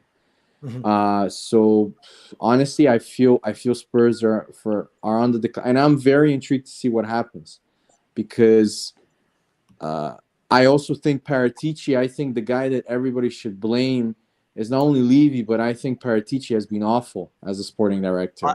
I agree.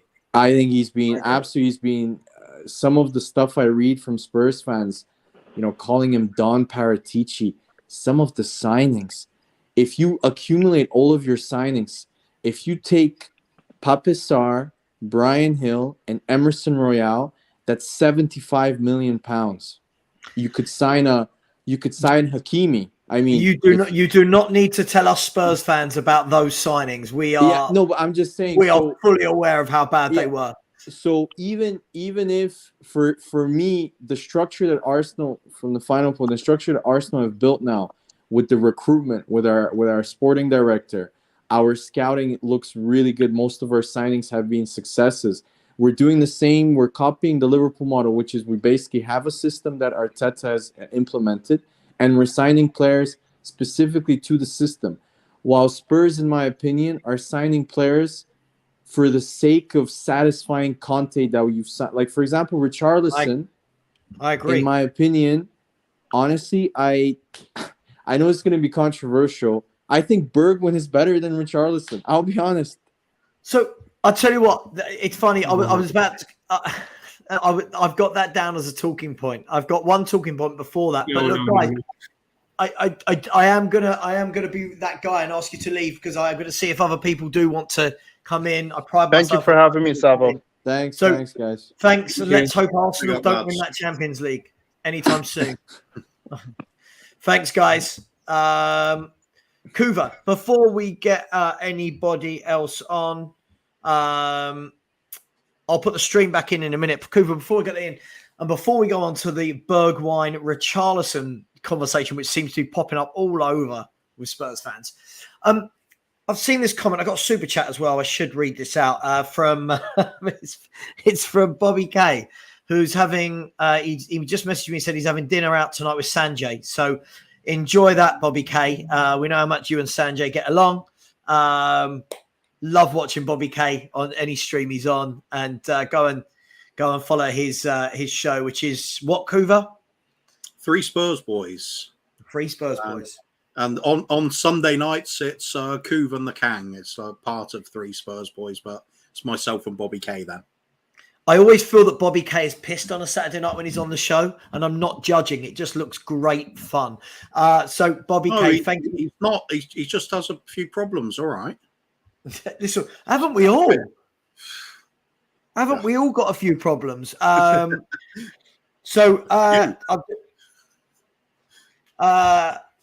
I was going to say, the second point I've got here is this. I can't disagree with more, Kuva. David Clark said, most Spurs fans are happy watching Premiership football. What billionaire will buy this club with its debt? Kuva, I don't know about you. I'm pretty sure if Tottenham Hotspur went up for sale with our 28 million a year debt, which is paid off by food and drink sales at the stadium each year. Exactly. It's a mortgage. It pays for itself. What debt? Exactly. I'm not buying that. We're an incredibly decent prospect to buy if it's somebody with ambition. It's all there for the taking. It really is. I can't believe that anybody would look at Spurs and go, 28 million a year. They make that in food and drink a year at Tottenham Stadium. And somebody just made a point and said Tom Bowling. Especially with the new ground sponsorship thing going down. Absolutely. We're more of a prime target to be taken over than ever. Let's talk about this thing, Kuva, before we put the link in the chat. Let's talk about this. Richarlison and Bergwijn. Now, this is an interesting one for me because I don't rate either of them. If I'm really honest, I don't rate either of them. So I don't really have a horse in this race, okay? I think I first heard it the other day when someone said, we may as well have kept Bergwijn and saved our 60 million and spent it elsewhere. It's a difficult one, isn't it? Because Richarlison, everyone has, again, it's one of these flip-flop from fans, Kuva, where in the window we were told that the reason for buying Richarlison was that he could play anywhere across the front three. Now, all of a sudden, his performances aren't very good. We're told, no. He's not a guy from the left and he's not a guy from the right. He has to play centre forward. So, Richarlison, Bergwijn, would we be worse off if we had kept Bergwijn and not spent the 60 million on Richarlison? Discuss. At the moment, not a lot of difference, is it? At the moment. No. But I slightly agree with when there was the discussion. I slightly disagree when you say the discussion was about Richarlison can play all of the front three roles. I think the primary reason for getting Richarlison was to have consistently within the team a backup for Harry Kane's role, having that target man ability, having the strength in the middle there, offer the sort of rough and tumble side to the game. We didn't have anybody like that as a backup. We looked at Richarlison, I believe, because when he's not playing that role as backup to Kane, we could play him alongside Kane and have two doing that. But he could play in those wider positions. On the right, he doesn't look too comfortable, does he? I think he looked better on the left. But at the end of the day, it's not down to the decision to buy him that I think is the problem. I think the reasoning was sound. It's just not played that well. That's all it comes down to. I don't think he's a bad player. I think he will get a lot better with us. But do you think he's going to get enough options to play in that position that he wants to, though? I'm not doubting, Coover, that he'll get a lot of chances from the right, from the left. Is he going to get a lot of chance through the middle? Is Kane going to be, whatever word you want to use, rested, dropped, rotated, to allow him to play in the centre? Of course not. How often a Man City, going to drop Haaland? Oh, for sure. And they've got Alvarez in reserve. I mean, yeah. Why would you?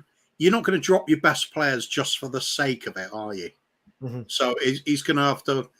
He'll come in when he's needed there. It's not going to come in there as like it's a great tactical switch. That's never going to be the case. So it's a case of finding his way at the moment. We're a little bit piecing things together. I mean, you could say the same with Perisic. How exactly is the team? How is he accommodated in the rest of the team? How's it affected Son's game? There's little things not going quite right at the moment that could develop in course of time. But I think it's too early to say they're write-offs or it's not working out.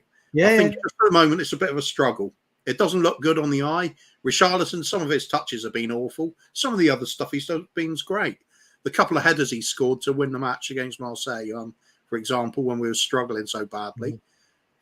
Great stuff. So a couple of other things that could have gone in would have looked a lot better if he'd grabbed a couple of goals like that.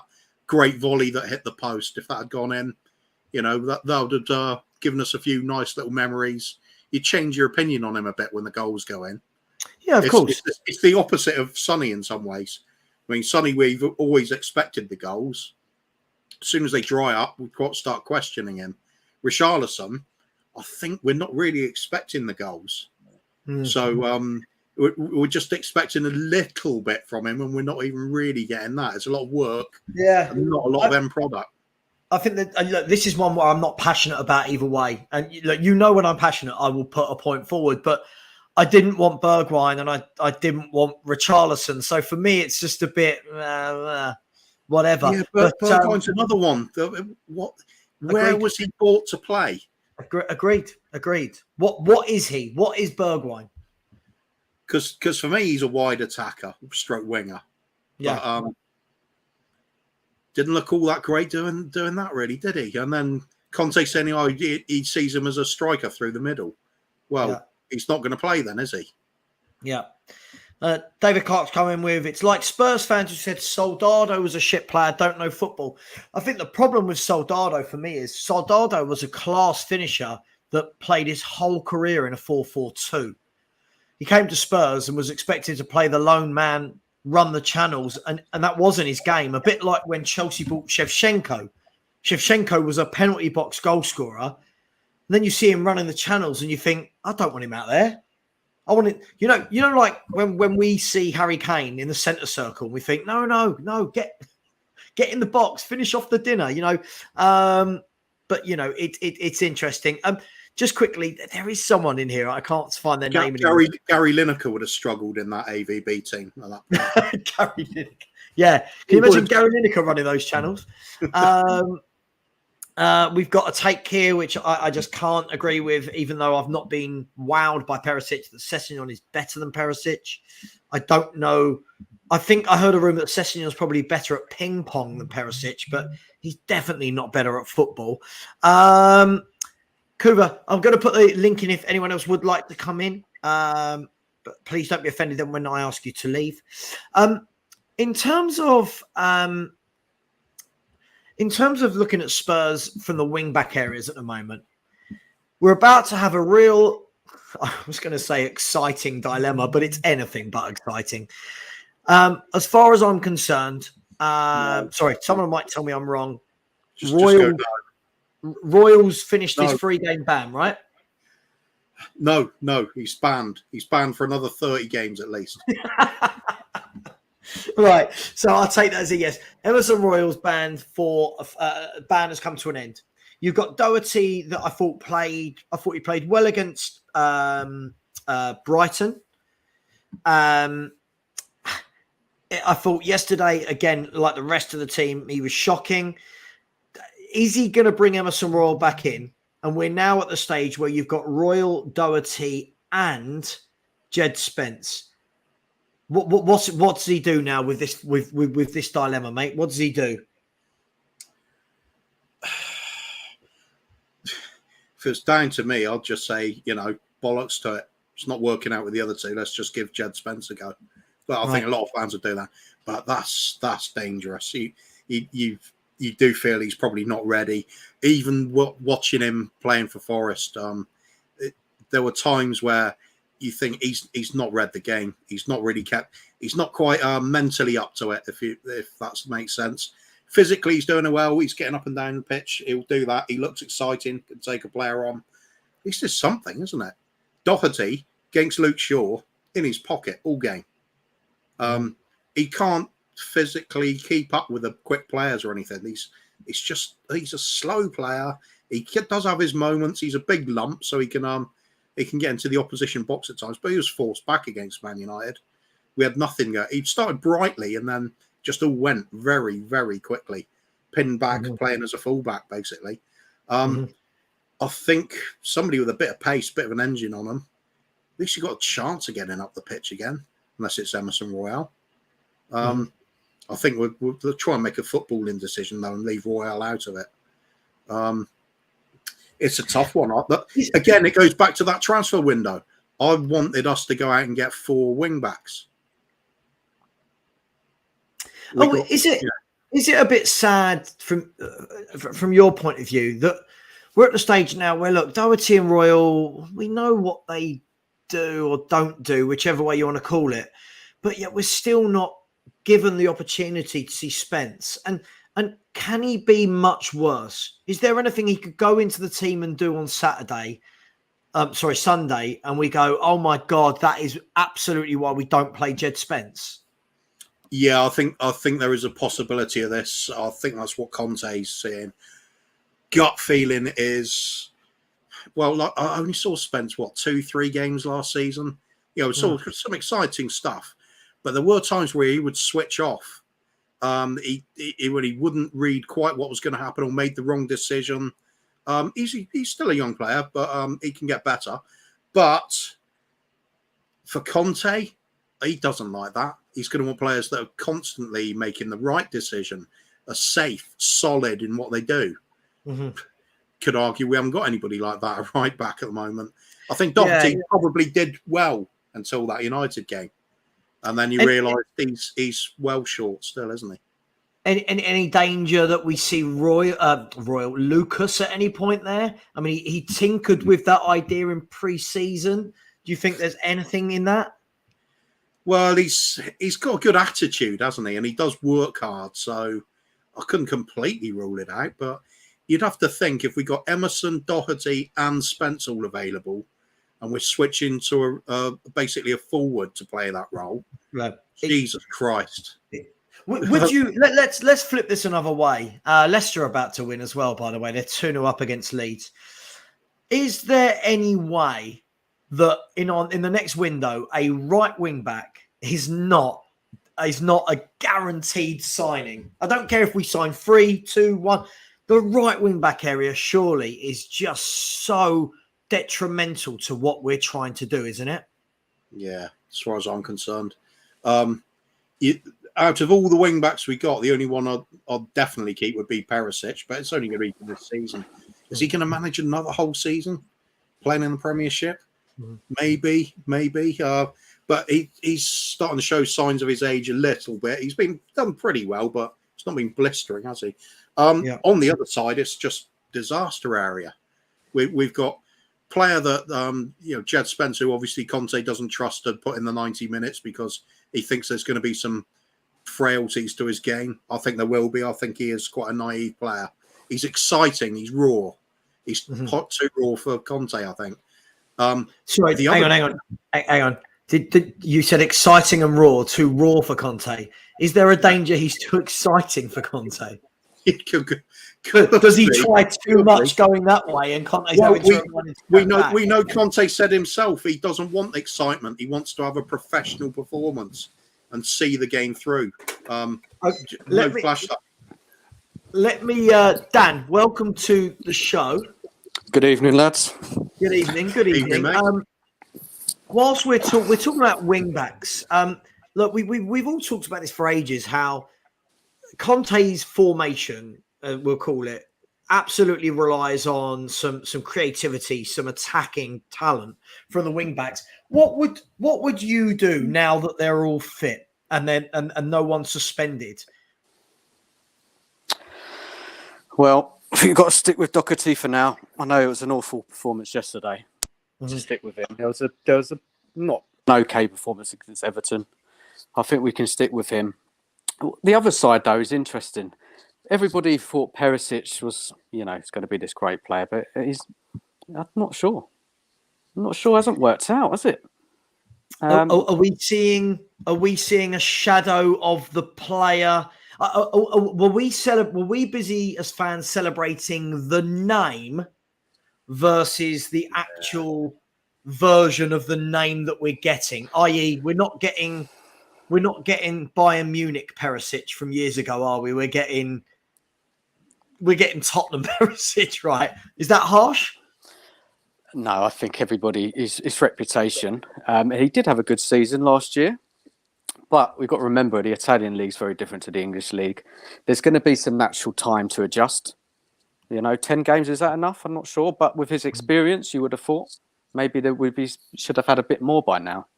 He's not really, it's a few assists. I think there's 3 he's done. But it's not enough. He's not grabbing hold of the game. Look, I thought he would. But it just hasn't worked out yet. I mean, he's whipped in, hasn't he? I mean, Kuva, he's whipped in some nice crosses at times. He's got a couple of assists to his name. But his all-round game, he looked for me, I think he looks very mediocre defensively, and he looks every bit his age. And I know that sounds really strange to be talking about someone who's, a lot younger than me, but for a footballer, he looks, I don't want to say shot, but we are talking about elite athletes playing at the elite level. So even a slight drop off is very noticeable for somebody like that. Yeah, I think the big positive with Perisic is his delivery. He's putting some great crosses over the season. Yeah, but last night I thought his use of the ball was terrible. It was all over the place, wasn't it? He's looked a different player. Haven't you thought that all season, though, Kuva? Like, I feel like, apart from some of the crosses he's put in, lots of his use of the ball, as you say, his passing, it seems sloppy. He gives it away quite a lot. And especially, I know he was on the right-hand side, but especially in the Leicester game, you remember when he started at right wing back? And I thought he had an absolute mare. He did, didn't he? I think you hit the nail on the head in the first place. We all looked at the name, didn't we? We thought Perisic. Then we thought he's in good condition. He'll be brilliant for us. Yeah, he's been short of brilliant. I think he's been decent though. It's not like he's had a shocker of a season. It's just it's a little bit on the underwhelming side, isn't it? But guys, didn't you think though in these bigger games that you would have thought someone with Perisic's experience would shine? He'd be the ones that would try and kind of be the difference. And it's just been falling flat, hasn't it? He's not done anything in these big games. Yeah, and I thought he would have been. I mean, someone will tell me if I'm wrong. That's the worst thing about having a YouTube channel. You get told a million times if you're wrong in the chat. He hasn't started every Champions League game, has he, either? And I would have thought that somebody of his European experience, Dan, that he would have been one of the first on the team sheet to talk through other people that haven't got that experience. But was this purely get him in for this 1 year, Dan, and then we're going to see a Doji starting from the beginning of next season?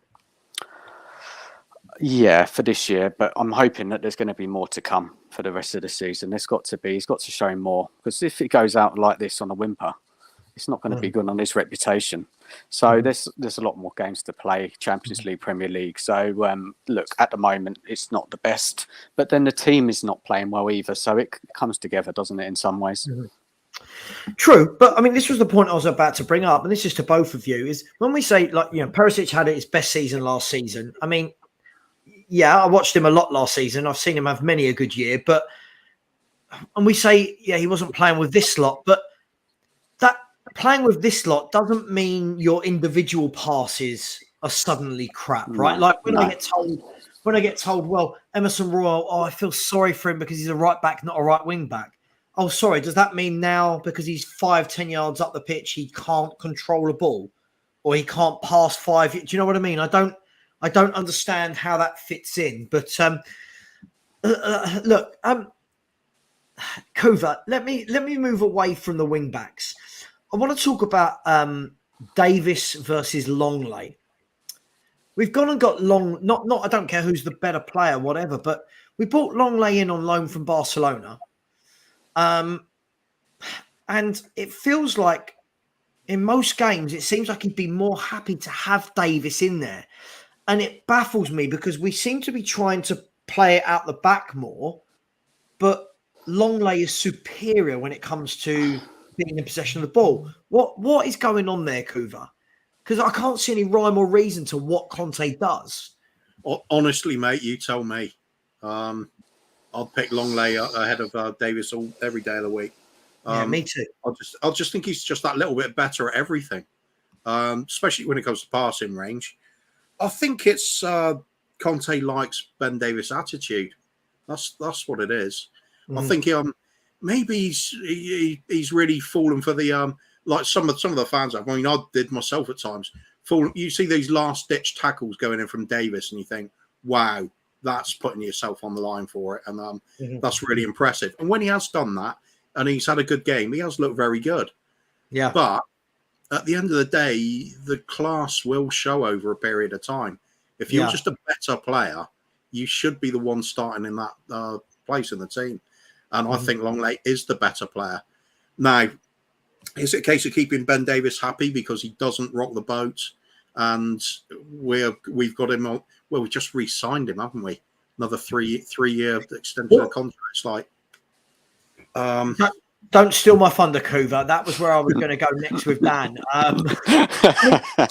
This is what, honestly, Dan, right? And I'll probably sound like a right ungrateful fan, but sod it, I don't care. Davis had a good back end to last year, right? And when we say good, he was steady, right? He put in some blocks, some tackles. We know his limitations. We know he's a good squad player. Yeah.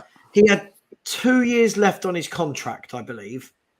Why on earth did we offer him an extension for a third? And isn't that just another excuse for Spurs to not go out and buy actually what they need? Why did we do it? Yeah, how long has he been at this club now? Like 29 years. It I don't know. like just he must be coming up for a testimonial soon, right? 8 years, maybe 7 years, 8 years. Yeah, he should have been moving on now. One more year left with whatever he had, and there are no more extensions. We need to bring in some new blood, better players. So why have we done that then? What's the? Maybe it's clubs, and like when a player's been there a long time, and I know it's not sounds good. It doesn't sound great, but it's some kind of not owed a player. But do you know what I'm coming from? It's like, he's been a good servant to the club, so let's give you another year, and that's a problem. Isn't it? If you want to progress as a club, look at his wages as well. He's cheap. He doesn't rock the boat. He's a model professional. No trouble out of him whatsoever. But I think for me, the big one there is he's cheap. He's happy to sit there on relatively low wages compared to others. Good point. Yeah. Bloody Levy's dream, really, isn't it? We have the lowest overall wages paid in the league. I think that was certainly the case at one point. Is it still the case? We're way Well, 'cause down there compared to others. I look at it like this, Kuva, right? I look at it that in the next couple of years, if we're really going to talk about challenging and we're really going to look at start bringing in some top players, I look at the plethora of defenders we've got that need to be moved on. When you look at Sessegnon, Perisic at 33, if we're putting him as a defensive player for the wing back, Sanchez, Davis, Dyer, Tanganga, Roden, Royal,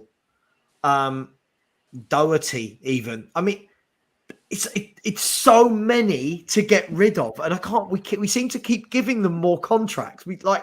It wouldn't surprise me in the summer for Spurs to go, we're happy to announce Emerson Royal has signed a new 5-year deal. It's what we do, right? The cheap options. I don't even think Emerson Royal was that cheap, is No, he wasn't. 30 million. He wasn't cheap. That wasn't a cheap option. I just hate him. No, I don't. I don't hate him. I hate him as a player. So should we say? All right, let's turn our attention, guys. Newcastle United at the weekend. Look, we've got to bounce back, right? Because I think another defeat, and what we've done is all of that early season promise and the gap we'd created between Liverpool, Chelsea, Man United, and ourselves is gone, right? Because they are breathing right down our necks now. Most of them have a game in hand, and you know, in this league you can't afford that, can you, Dan? I mean, so how important is Sunday? Okay, so I think there'll be a reaction. There has to be. There will be a reaction on Sunday. I think we'll win. It won't be easy, but I think that we'll have enough to beat Newcastle at home. It's not really going to change much, though, is it? Because it's the performances away against the bigger sides. Are Newcastle in that bracket yet? No, not yet. They're not there. We can't say they're in the big six yet. So it's hard to. I think the Liverpool game is more of a test coming up in a few weeks. But I think the Newcastle game, and we'll probably get the win, and everyone think we'll be okay. But I don't think we have a problem with beating most sides in this league. I think we will get through. Maybe not have all the possession, but we'll get the results because of our, better players. As you probably have had this chat already this evening, but it's against the bigger teams, away from home especially. Is that there's I can't see anything changing, and the only thing it's going to be is spending the money and getting better players. A lot of money as well. It's going to cost us to get to that level, because Conte, you can't really see any difference in the play. It's kind of defend first, hope and get a goal on the break. And that's let's what have he a plays look like with his team. Let's have a look at our fixtures then and see when we're going to next come up against one of these teams that you're discussing there. Yeah. So I'm going to take out Champions League games. So we've got Newcastle at home. Yeah. Then we've got Bournemouth away, which I think is going to be a tricky one because it's a small pitch. They seem to have. I mean, let's be fair. It's remarkable from where they were when Parker was sacked. They've done really well. They're playing like their lives depend on it at the moment. They really are. They are. They really are. And then we've got Liverpool at home, which won't be easy. We've got Leeds at home, Brentford away. So it looks like we haven't got any of those big away games for a while. But can we keep up this home run, Kuva? Because it is the home form at the moment which is seeing us through. Can we keep beating everybody at home that we should beat? Before this week, I thought our home form's looking great. We've got no problems at all. I was prepared for us to lose at United. I thought that's all right. It's a tough game. Always tough to go to Old Trafford. We got a shocking record. Everything was against us winning that. But, there was the hope of maybe nicking something just because, that resilience that we think we've got. And Newcastle coming up, we think, even if we did lose, we can bounce back. Home game, they'll be up for it. But the way we played last night, that's all out the window for me. I'm really worried about this Newcastle game because they are rapidly improving, and they started off by really improving, as all great teams do, build from the back by buying Botman, Pope, getting Trippier in to provide the delivery from their wing back positions. Guimaraes, I think Guimaraes. One of the most outstanding talents in the division at the moment. Yeah, brilliant player. They're adding some goal. No, they got a 0-0 the other night, didn't they? Against who was it they played? I've forgotten now. No, they beat Everton 1-0 yesterday. Oh, it was against United. They drew 0-0, wasn't it? The game before. Yeah, well, I thought they looked the better team against United. They're third. They're third in the form table. Yeah, at the moment, Newcastle. They drew a lot of games. They drew a lot of games, but now they're starting to win those games that they were drawing. Right. I have a question. Right, how now? It's a good point. Now, do you think that the Newcastle players are better than the Spurs players? The ones they've signed, the ones they've already got. To both of you guys, do you think they're better than Spurs? Because I've got another question following on from that. Right. Okay. So this is one of those questions where people in the chat go mad, right? Because do I think all their players are better than the ones we bought per se? No. Do I think they're better in terms of they immediately went straight into the 11 with a plan of why they were bought and what they wanted them for? Yes. And I think Kuva will agree with me. I think we've had this chat before. You look, they went, right, we need a goalkeeper, Pope. We need a right back, Trippier, straight in. We need a left back, Target. Burnham Botman came straight in at centre half. Guimaraes as your creative force. Isak up top. It just feels like what they've gone and bought, they didn't buy for the sake of it. They didn't Makes sense. Makes sense signings, yeah. Makes sense. So on paper, if anyone had gone, who's better of him and him, it might not necessarily be that the Newcastle player wins. But in terms of an impact to an 11 and to a team, I think their recruitment compared to ours has been sensational. And I think in both ways. Guimaraes and Trippier. We would have killed for Trippier at right wing back. Botman straight into our team as well. You didn't answer the question, guys. The quality, the players they brought. I know what you're saying with the positions where they needed, but the quality of the players better than what we have now. I think yes in both for both parts of it. I mean, let's look at it then. Let's break it down then. Yeah. We brought in at centre half Longley. They brought in Botman. I would rather have Botman. Mm-hmm. They brought in Kieran Trippier at right back. We brought in Jed Spence at right back. I would rather Trippier. They brought in Basuma. We brought in Basuma. They brought in Guimaraes. Different player, though. You can't compare those two. Different player. But in terms of, I'm trying to do it like for like in terms of the positions. Otherwise, I don't know how else to compare them. I would rather Guimaraes. I would rather Alexander Isak over Richarlison as well. So, Kuva, you answer. I'm scared. It's not clear, is it? It's not clear cut, is it? That's what I'm hearing. It is for me.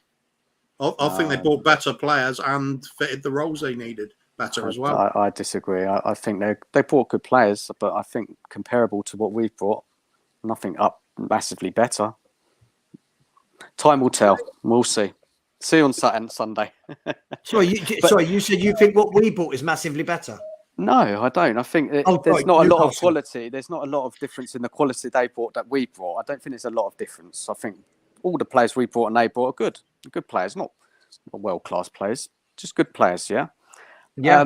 But going on from that, which was another question following on, is how manages a team tactically, how he sets his team out compared to Conte. Mm-hmm. Now we know Conte's record, fantastic, won titles everywhere. How he's done his work with Bournemouth, done a great job. Now this is going to be an interesting, the tactical side. Now, as I think, the similar players in quality levels, I think Son and Kane's different, so that they haven't got us like a Son and Kane. So it's going to come down to the tactical battle. Okay, we got home advantage as well, but it's going to be interesting, guys. So I think you guys rate Hal, don't you? Is that right? You've got good. You do, yeah. So he plays quite an attacking brand of football. And Conte, we know what Conte does. So I see where I'm coming from. Yeah. Now it's a really, this is a tough one, isn't it? Really, because we're going to see a team that's going to come and play, and then we're going to see how we play. Well, we're going to take the game to them. I think with Eddie Howe. Sorry, big up Bobby, by the way. Yeah, I think with Eddie Howe, the Savva, thing how for are you me, doing? thing for me with Eddie Howe is, although he's got the reputation for attacking football, he's also intelligent enough to know that Newcastle team had to be fixed at the back first. He made them very hard to beat, and that shows what they've got so many draws at the beginning of the season. So they weren't high up the table because of that. So he's slowly built from the back. Gained the confidence in there. They're not conceding goals. I think they got the best defensive record in the division now. Yeah, they do. Yeah. And this is a team that is learning to attack more proficiently as the games go on. The goals are starting to come now. They scored 17, 18, something like that. They've conceded 9 and scored 18. They're on track. This is a team going in the right direction. Well managed, well drilled. Yep. Players are clicking together, working like a team. Hard to beat. One defeat. There. One defeat. That's all they've had. Yeah. Last minute lose a defeat against Liverpool. Let me Bobby, let me bring you in here on this. So welcome. How was Sanjay? He was all right. Yeah, he said to say hi to everybody, and I had to tell him, Sanjay, it's time for you to fucking go. Love it. Difficult, isn't it? Because first and foremost, I'm not a believer that, oh my God, if we beat them, all of a sudden our window was much better than theirs, because I feel the position they were coming from, Bobby, last year when Howe took over, I think they were rock bottom, and there were people talking about they're relegated already. I think what he's done with them and the signings they've made, personally for me, have been brilliant. I think every signing they've made has had an impact. Maybe Chris Wood, you would say, didn't, but was a bit of a stopgap because Wilson was injured. But that's like complaining and saying that only 80% of the signings you brought in have affected our team positively and have added something. Right. You know, right. I'll take that right now, because right now we are arguing that 20% of what we've brought in has made an impact. And now we're down to the point where we're saying nobody we brought in is impacting our starting 11. You know me, Savva and Ikuva, Dan, I don't know if you ever seen me before, but I'm normally the happy clapper guy. I'm, okay, come on, don't worry. Tomorrow's a better day. I'm actually really starting to see the perspective where you, the likes of Stell, the likes of Brian Daigle, are starting to really come from. Because when you're seeing the same denominator consistently over so long, when do you throw the towel in? But it's like your guests earlier were saying, that the reaction from the fans has to be unified. It cannot be a handful of people. And Leighton, I think you're right there. It can't be a handful of people that just show up to these protests and everything. Look at the way Man U, when they wanted to protest against the Glazers, it didn't end up working, but they still, were there in mass numbers and stuff. We have a handful of people turn up, and the club turns a blind eye to it because they think overall the supporters are happy. And if you're happy right now with the style of football we're playing, that's, to me, is kind of sad, because it's painful football. Yesterday was no effort football. I coach little kids, and my 12-year-olds, 11-year-olds put in more on the pitch than what I saw from these professionals yesterday. And even the way, I don't even know where we point the finger anymore, Savva, because there's just so many gray and black areas. Not positive. There's very few positive things to look at. We were all happy about, Perisic, he's going to come in. He's a proven winner. He started off well, and all of a sudden the last few games, yesterday was just, I was watching the game with my two boys, and we were screaming, please just get him off for Cess even. And that's our better option to go to. Yeah. It's bad when you're getting to that stage. Yeah, look, we're going to talk about that in a minute. To go back to your point, Dan, in terms of, I like Eddie Howe as a manager in terms of, I think what he's done where he's been has been really good. You think that he took, what he did was miraculous, taking Bournemouth from the bottom league and keeping them up with no money. And then the worrying thing about that is most people that didn't follow that journey, all they'll ever see is that he got them relegated. Like that, they won't see that massive journey. No, he's a decent manager. He's a decent manager. Sorry, go on. 100% Dad. Yeah, you're right. My question is, I'm going to throw this question back to all three of you, right? Had Eddie Howe taken Spurs over when Conte did, and had Eddie Howe got the players he got whilst at Newcastle, right, plus who was already at Spurs, how would he have done? So if we had got Botman, Trippier, Bruno Guimaraes, Isak, right, add that to Son, Kane, Romero, that's a good question. Hoiberg. Wow. Right. Because I think know we would play better football. That's throwing out a big spoon and stirring the pot there, Savva. Nice one. Wow. The question I'll ask is, how... I don't know if anyone in the chat can find this out. In the last two transfer windows, since Eddie Howe and Conte have both been at the clubs, so I think they've both been at the clubs roughly the same time, how much have Newcastle spent in those two windows and how much have Spurs spent in those two windows? And if it is similar, and I'm looking at them buying Bruno Guimaraes, who immediately makes us tick, Trippier, who is a million times better than anything we've got a right back, Botman. Emerson? Okay. Savva, I wouldn't say a million times better, but he's definitely better. Yeah. For me, he's a free kick taker. Oh, wait, we need one of them. 2 million times better than Royal. Yeah, only a million? Come on, Savva. Don't be so stingy, bro. It's the first time on the show. Can anyone in the chat please find out for me how much the two clubs have spent in the last two windows? I don't want net spend. I just want what has been spent by both clubs. Because, guys, I reckon I'm onto something here. So you're saying... It's a great question. Sorry, Dan. Sorry. So are you saying, Savva, that you would have preferred Howe than Conte? No. All I'm saying is it would be very interesting to see what Spurs did with Howe, but with the players Newcastle have signed for him. Because... there's not one of those players Newcastle have signed that Spurs wouldn't be able to sign. For me, all you have to look at is Newcastle signing Guimaraes, Trippier, Nick Pope, Sven Botman. Pope as well, yeah. Them four players for less than 100 million, thereabouts. Okay, so Kuva, here you go. I'm going to, off the top of my head, I haven't got this in front of me anywhere. I'm going to put together the 11 that we would have now if we'd had those players, right?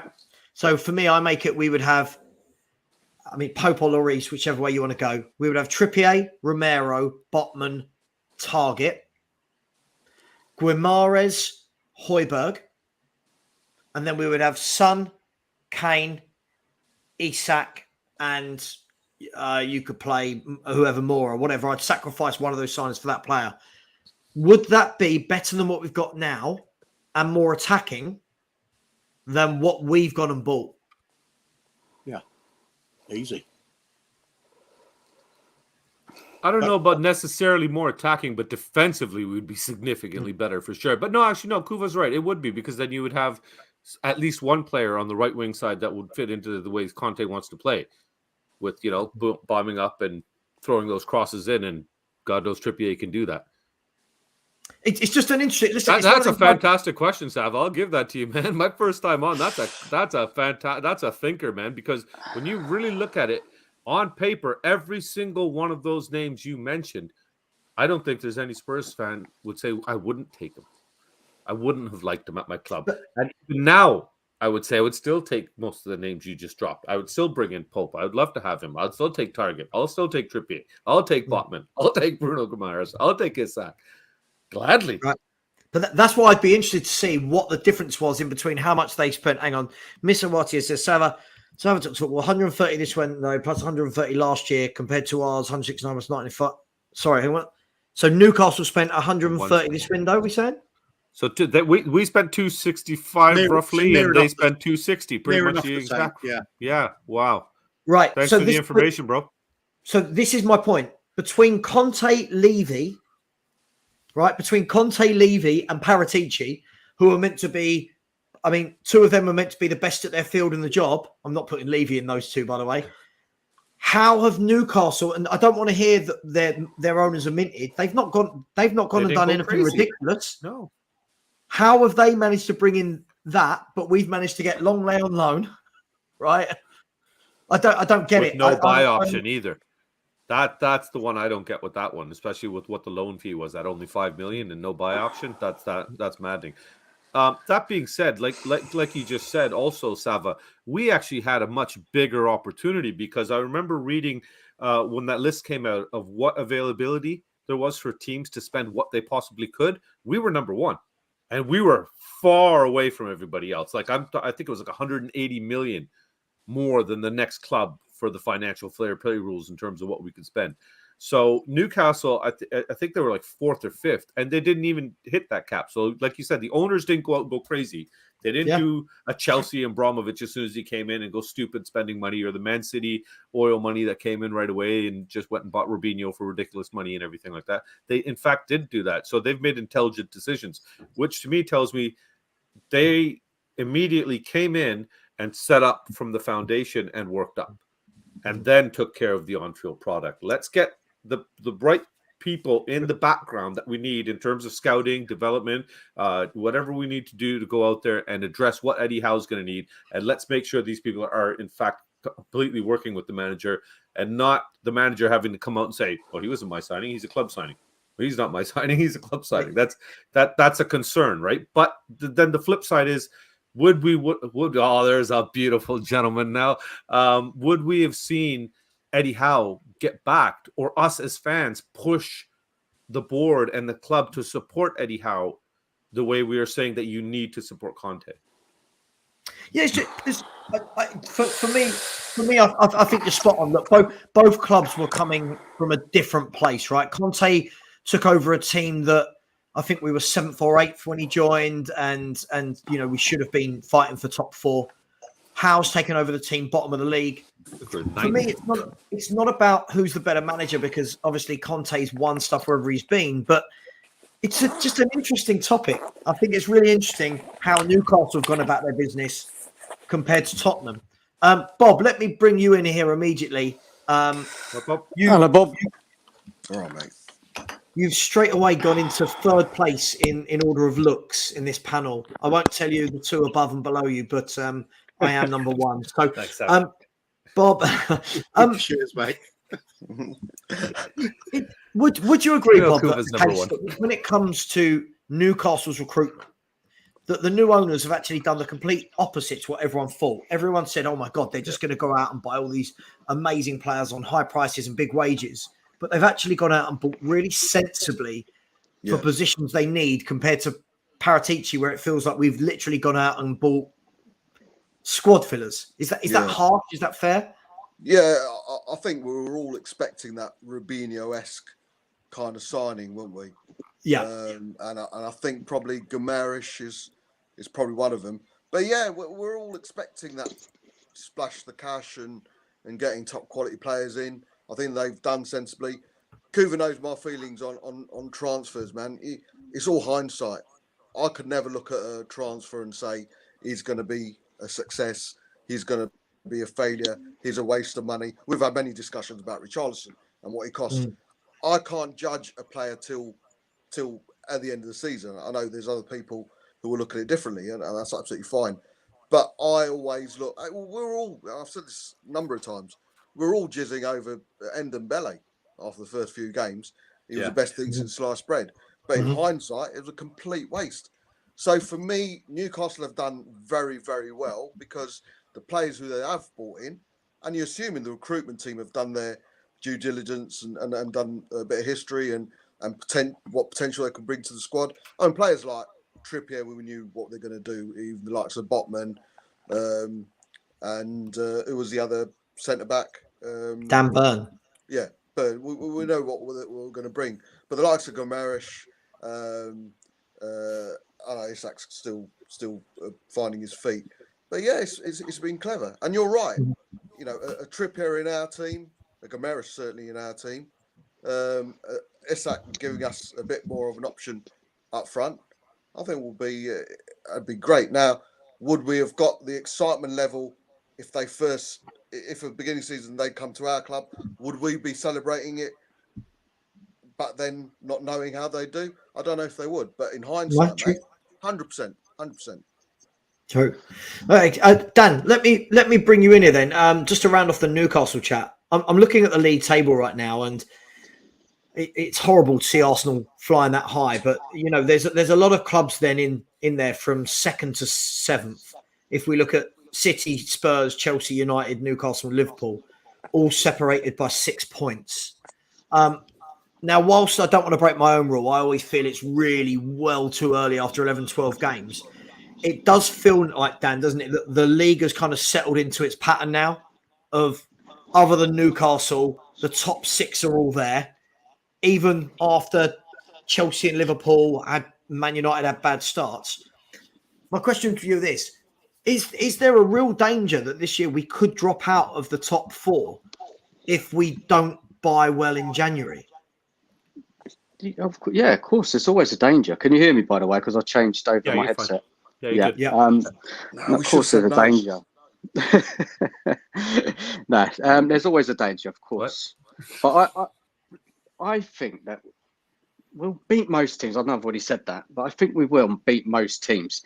It's going to be the teams against the top 6, especially away from home, where we will definitely drop points. So if you look at everybody else's results, we're definitely going to be up there. It's going to be close, but there's no reason why not. We did it last year with a worse team. Should have a stronger team this year. Hopefully January we'll add a couple more. I think we're definitely up there in the race. I know yesterday's result was atrocious, but I still have confidence in Conte and these players to get a lot of good results this season. So yeah, I think we'll be okay, but it's not guaranteed. It's not, your question was, is it guaranteed? Is there a risk? Of course there's a risk. There's some good teams now. Yeah, there is. I mean, Bobby, especially after, I think lots of fans were hoping Liverpool and Chelsea and United, they had really bad starts to the season. And it was, we kind of did really well to really pull away from them and put a gap. And it just feels in the last 3 or 4 games where we've dropped a few that those teams seem to have capitalised and they're now finding their feet again. Is the danger that they can go out in January and they will buy players to get them over the line and will go out in January and do Daniel Levy type business? I think we've really got to be concerned right now, Savva. This is why I say I'm kind of almost starting to see, I can almost understand where you guys are coming from in the perspective in the terms of that we haven't done things properly and we have to address that in January. But everybody else is going to do the same thing. I was reading something the other day that showed the top 20 available free agents. And if you look at that list that's coming up with players that are going to be available in the summer, a lot of those guys are going to go after, people are going to go after these guys in January because you can pre-sign them with that contract agreement and whatnot. And there's a nice lot of names on that list that we should go for, but we need to get them in January. So are we going to spend the money in January and go for those targets, or are we going to do our traditional thing where we wait, sign them off, and then get to the summer and everything, just kind of ride out the season? If we do that kind of bullshit where we just kind of pray to sign them and for free to save money, and if we do this tight budgeting nonsense, then we're going to be out of top 4. If we don't support Conte and give him the pieces he needs, we are going to be out of top 4. There's the way, unfortunately, I hate freaking even saying their name, the way Arsenal are playing, we made United look amazing yesterday. So, Bobby, is this based on yesterday, though? Is this over because of such a bad result? The game yesterday was atrocious. Are you basing on that, or you? I'm basing it on just everything that's been going on, like what Savva already said, where we seem to are starting to trail off a little bit here, not only in the performances but now the results as well. That 2 losses against 2 of the bigger teams, the so-called big teams. So we need to be at least hopefully picking up a point in these situations, and we're not. And the way we completely threw the game away yesterday was just disappointing. Performance, effort, everything. And the loss doesn't bother me as much as what I saw on the field. It's the performance, isn't it? For me, the performance for me, just like I said, I see my 11-year-olds get out there and put in a bit more of an effort. But then who do we point the finger at? Is that the way we're supposed to be set up? Is that Conte's system? Is that the fact that he doesn't have the players that he needs in the right positions? Is the fact the squad is weak? We're missing key players now as well with Richie and Decky, and there's so many different factors. But what Savva said is the scarier part is while we trail, others build. And Liverpool So is getting that everybody win thinking was if we massive. don't against sign them. anyone in January, we're not going to make the top 4? I don't think so. Does that everybody think that, or is that just you, Bobby? I know I feel that way. It's going to come down to what, unfortunately, it will be down to what the other teams are doing. Like Sav says, that gap's got smaller, isn't it? And if we stay still, because it is going to be a weird window, man. The World Cup, we don't know what that's going to bring. The World Cup will bring many a player to the fore that we haven't even heard of. And there will be that bandwagon, like Diop, and there was someone else, Cisse, I think it was, after the World Cup, and Liverpool went out and got these 2 Senegalese players. So I think there will be a few transfers made, and it is, and I think Stell's said it over and over again. That's going to be the sliding doors moment. If the teams around us, be it an Arsenal, be it Chelsea, be it Newcastle, they've gone out and invested in the right position, in the right and the right players, then of course they're gonna go away, because we've got quality, but our depth is nowhere near. I mean, if you're looking at numbers, we're weaker than last season, and that's a fact. Number wise, we're weaker than last season. Quality, we've got an option. We've got a better option in a Richarlison. You know my thoughts, or the guys will know my thoughts on Richarlison, but he's not enough. He's not the only player.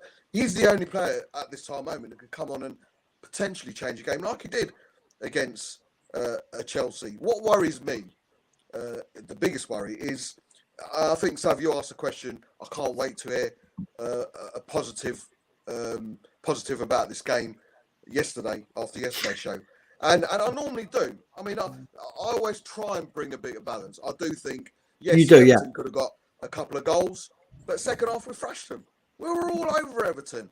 And this narrative of, they could have got a couple of goals. Well, Harry Kane could have got another one against Chelsea. He missed a set. We could have won that game.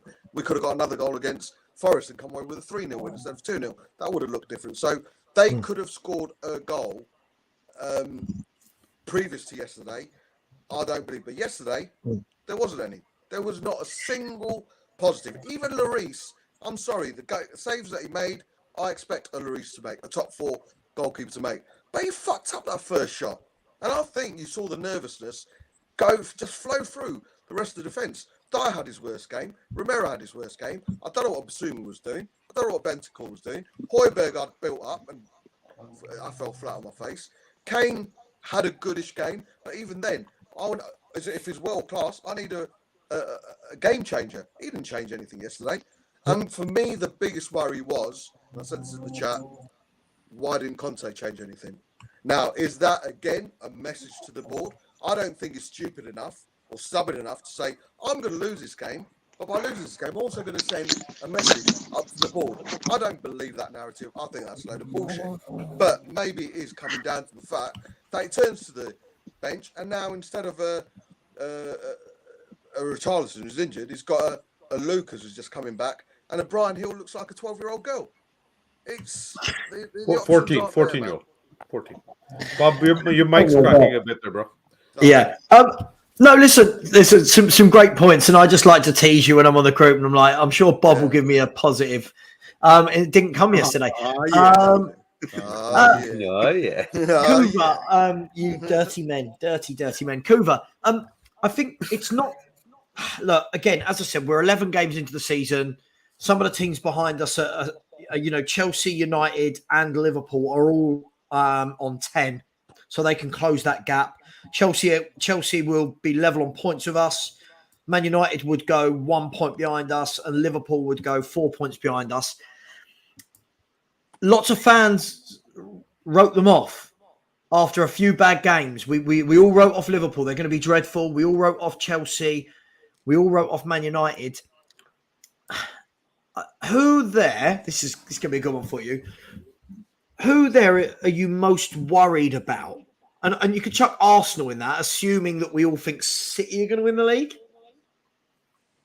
Okay, so which ones out of Arsenal, Chelsea, Liverpool, United, and let's say Newcastle as well, do I think might finish above us? Yeah. I'm worried about all 5 of them at the moment. I knew that was coming. After the way we played last night, that was a team that doesn't believe in playing. There was absolutely nothing from that game. It looked like Bob was right. I thought Kane actually had a decent game. He was the only goal threat we had, and he was having to do it all by himself, basically. Apart from him and Lloris, there was nothing. It was disastrous. It was absolutely shocking. The fact that could happen is disgraceful. It shouldn't get glossed over. It shouldn't be like, oh, forget about that, on to the next game. No, this is the sort of shit that stops us winning anything. It's the sort of shit that can see us not getting the top four. If that isn't addressed and fully responded to against Newcastle, if we fail to beat Newcastle, or, okay, if we play well and Newcastle just do it better and grab the points, you have to say, okay, fair enough, they played well. But if we have another diabolical performance and come out with nothing again, the wheels are coming well and truly off, because we're then struggling just to look at this top four position. That a few weeks back we're thinking the football's not good, but you know what? The results are coming. Perhaps we'll grind something out this season. I've not got that feeling at the moment. And for me, there's similarities to when the wheels came off for Mourinho, because I'm looking at players last night that don't believe in what they're doing. And I'm looking at a manager that's looking at the bench and thinking, I've got nothing to change this. Kuva, no, you're panicking. No, maybe, but that's what it looked like last night, mate. I didn't think that any other time this season, but last night. Yeah, yesterday was. I can't even explain how awful that was. Yeah, if it continues, if there's another one, I get that, but not yet. Hang on, Dan. Dan, when we're saying if there's another one, we saw one at Arsenal, not to that level, but we saw it at Arsenal. We were very, very, very fortunate. Chelsea did it to us, but couldn't finish their dinner. Sporting Lisbon beat us, made us look very, very ordinary. We've beaten the two games we've won in the Champions League. We beat against 10 men. I think there's been many performances, not to yesterday's standards, but that showed we're not as great as some Spurs fans think. So is it panic? I think that we were actually better in that Chelsea game, because we were up against it. We're going out, absolutely outplayed. But then we threw the kitchen sink out and we tried for something. At least we tried. Yeah, we tried at the end. Last night, nothing. Kuva, I'd go as far as Arsenal first half, mate. We were better. Is Mark a bit better now? Yeah, you're good now. Start cracking. Cool. Cheers. Savva, you brought up a comment up here from Rafe, I believe it was. 66 shots or something. I think he was showing it was Chelsea, Arsenal. Averaging giving up 22 shots a game. Right. Jesus, that's like an ice hockey score. Bobby, did you see this earlier, right? You probably did. I put it in the group. Let me see. I've got so many things. Right, so 177 or something, wasn't it? Spurs are second, and not in a good way, for facing the most shots this season. Now, all the people in the chat earlier, Kuva, that were telling you and I, well, defensive football's good. Look how that's not defense. Look how exactly Simeone wins playing this way, apparently, and Jose does. Those teams aren't giving up. I mean, Everton have given up 185, Spurs 173, City and Arsenal are down at 69 and 81. Oh, yeah. That's really worrying, isn't it? So they've done in one season what we've allowed in 3 games. Wow. Yeah, you're going to concede goals. You give up that many shots. That's just, And that for me was the worry yesterday, Dan. It wasn't that we were played off the park. It was the fact that they got chance after chance after chance. And it was like, oh my God, what is at no point did we go right, against all my beliefs as a football fan, but at no point did we go right, sit in for 5 minutes, sit in now and just stop them running at us. It can't happen again. It can't, not that at bad a level. No, it can't happen again. And I'm just thinking that, I'm praying it's a one-off. That bad. I know about the Arsenal. I know about the Chelsea. I'm just praying that this is just an awful one. And I expect a reaction on Sunday against Newcastle. I expect us to win. It won't be easy, But I don't think, so going back to what Kuva was saying, the wheels are falling off yet. It's too early. Maybe in the new year, maybe we can start having that conversation if we're going down in the league. But it's a results business, and we're up there at the moment still. But sorry, Dan, I've got to disagree with you here on this one, because you're saying it's just you're basically primarily basing it on yesterday's, and you're thinking that this implosion from the fan base is based on yesterday. But all season so far, we've seen a poor quality of football. You know, even the likes of the way we lost that game to was it Sporting when they scored right at the end there? It was Sporting, wasn't it? Yeah, but that's the difference here. Wheels are falling off or poor performances. That's what I'm. That doesn't bother me, Bobby. No? Yeah, but that doesn't bother me. I don't want to be a hypocrite. I always said at the beginning of the season, it's all about points. Points for me personally. I know Kuva's from the Aussie Ardiles footballing dream set. He wants Aussie football all time. But for me, it was all about staying in touch and staying within that group. What I said, I always put the caveat. What worries me is we're playing poorly but getting results. But what happens when we played poorly and then we have to do something that we have not done all season and that's play well? Just really quickly, guys. I don't want to be like Sky Sports breaking news, but Aston Villa have sacked Steven Gerrard.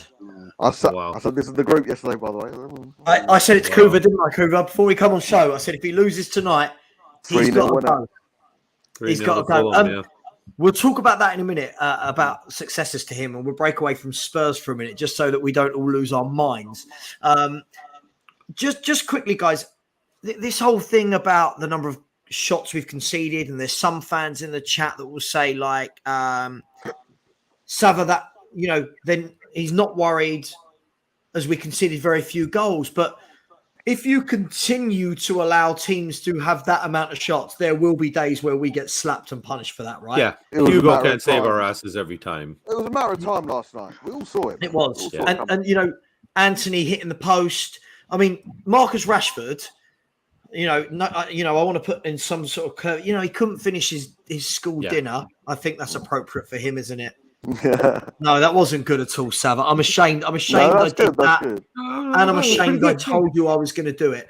But if Rashford could have finished his dinner seriously last night, that game was gone. So I'm not panicking. I've said all summer I can't be a hypocrite. I've said I think we'll finish fourth, but I don't think anyone expected Man United to kind of put this run together. I think they've won 6 of the last 8 or whatever they've done. Yeah. No one was expecting Newcastle to. I don't think no one was expecting Newcastle to do this, and no one was expecting Arsenal to have won 9 of their first 10 games. So my question to you guys is this, and I know Bob. I'm going to start with Bob because you'll hate me for this, Bob. If Conte finishes 5th or 6th, has he failed? Yeah. And he's failed, but then we have to look at the bigger picture and find out why he's failed. He's failed in he'll consider it a failure. Never mind us thinking it's a failure. If he's finished 5th or 6th, he's failed. And then unfortunately, and I again broke a record, you have to stand back, look at the big picture and point the finger where it should be pointed. And that's a whole different stream. He's failed. Good players under Conte gets you trophies, and that's a fact. CV's proved that. His CV proves that you, with good players, regardless of 3-5-2, 4-3-3, 5-8-4, whatever, regardless of formation, you get him good players, and he'll win you a trophy. That's a fact. So no one can, not even Will can fucking argue that. Now, in my eyes, he's stayed with Tottenham because he is hopefully been promised or has probably been told that he will be allowed to bring in quality players. If he finishes 5th or 6th, it means we've not invested correctly. We've not bought the players that he wants. We've had these players where the squad isn't big enough. Personally, I think, like yourself, we'll all finish 4th. But if he finishes 5th and 6th, we don't tell him he's failed. We don't have to tell him he's failed. He'll know himself he's failed. So, okay. So, is there any way then that he's still our manager next year if he doesn't get 4th? And will it be him walking? Will it be him walking, or will it be him being pushed? I don't think Levy's got it in him to sack him. We're talking about Levy, mate. Mate, I don't know, man. Knowing some of our fan base, so I wouldn't be surprised if we were asking for his head like a few people are already. Need to give themselves a fucking head wobble. Okay. In my opinion. Anyone else can justify it in any way that it wouldn't be failure, i.e., that other teams spent better, bought better players? Yeah, but other teams spent better and bought better players, and that's again comes down to a failure from Paratici, who Conte pretty much hand chose to bring in and help him build his squad and build the team and everything. So yes, it all falls into one category. Then they're together, are they not? If there's a formed partnership that they're supposed to be doing this together, and this is the new entity of the club, and they're going to bring forward our new identity and everything, then like Bob said, if he fails to even achieve what he did last season, then how is it not a failure? If you didn't progress from where you were last season, and now you've had a full season last year, okay, even when he came in, you guys could disagree with me all you want, but I personally felt that when he came in, even the way we were playing with the squad we had and everything, I didn't see us still pulling away and getting into top four. I thought maybe we'd be lucky to finish in sixth and get a Europa League spot kind of thing. So the fact that he was able to achieve that was almost a minor miracle, but he's got it now. That bar has been set almost. So I agree with Bob that it's for him to not at least achieve that, it's going to be a failure. Okay. Can I say something, guys? You never have to ask. Just jump in. That's what people like Bob and Coover do. They're very rude. Yeah. So yeah, it's a failure if he doesn't make top four. Okay. And the other question was, is there a chance that he could stay after? Is that right, Savva? Is there a chance that they could keep him if he doesn't? So it comes down to the performances, isn't it, as well? How are we playing? Is there improvement in performance? In the way the fans enjoying it. I think that will come down to it as well. How close it is, we miss out on that fourth spot, because it could be a hell of a battle. I mean, it's going to probably will be the next part of the season. It will. And what about Savva as well? What if we get a cup? You didn't mention that. I know that wasn't the question, but would that make a difference? You can evolve my question in any way you like, young man. Yes, absolutely. Does that change the ball? Does that change the game? So fifth and the League Cup, or fifth and an FA Cup, or relegation and the Champions League? There's an interesting one. Fuck off with that. I think we're all right from relegation. Yeah, I feel all right. Guys, does that change it? I mean, let's be fair. As fans, Bob, I can't be a hypocrite, right? I scream out at the owners for not winning trophies, etc. If we finish fifth or sixth, but win a cup, has he failed that we haven't secured Champions League football again next year? Which means essentially we can't then attract, not that we do anyway, the Champions League caliber players. Or do we go, oh my God, it's our first trophy in 15 years. This guy is a genius. Build a couple of statues about him. It's all about, like Dan said, perspective and how we finish fifth. Have we done at Arsenal and blown a few points and stumbled to fifth, or have we given it a fight? But what a cup win does, Sav, it brings something that we've not had for a bit, and that's a winning mentality. Yes, of course, from previous years we've won it before, and we've not built on it. I find it very hard. If Conte brings silverware to Spurs, he will demand that foundation to be built on, and if he doesn't, that's again, pointing where they should be pointing. Okay. Just quickly, I've got a couple of super chats I should read out. No, fuck it, man. So first and foremost, anything from Sanjay? No, okay. Sanjay's really tight. He never gives me any of his rupees ever. It's in Bradford. Sanjay's Indian. Ask Henry about India. He works for me. He works the Indian market. doing the recruitment. Bless him. And it drives him bonkers. It drives him nutty. I thought he lost a bit of weight. Fucking hell. That boy So lives you on need me and Bob McDonald's to work about that angle losing for you. weight. Henry goes, I can't bother to go for lunch. I'll just get a McDonald's. I'm like, no, that is bothering with lunch. Leighton, really good point. This is one that I'll talk about this afterwards. All right, Hope. If these players were not our team, no way you would say they make top 4. Take your love for the club to one side and be honest about this team. I don't think that was aimed at any one individual, but Leighton, for me, this is a great point because I always do this with certain players. Like I always say, imagine Sessegnon played for Arsenal. Would anyone be sticking up for him? Imagine Royal played for Chelsea. We'd all be laughing, right? Guys, has he got a point? If we saw one of our rivals with this squad playing this football, would we be going, not worried about them? If with your specific question, playing this football, I would not. Yeah, Leighton's right, man. I wouldn't be worried about them. We've got top 4 players, though, man.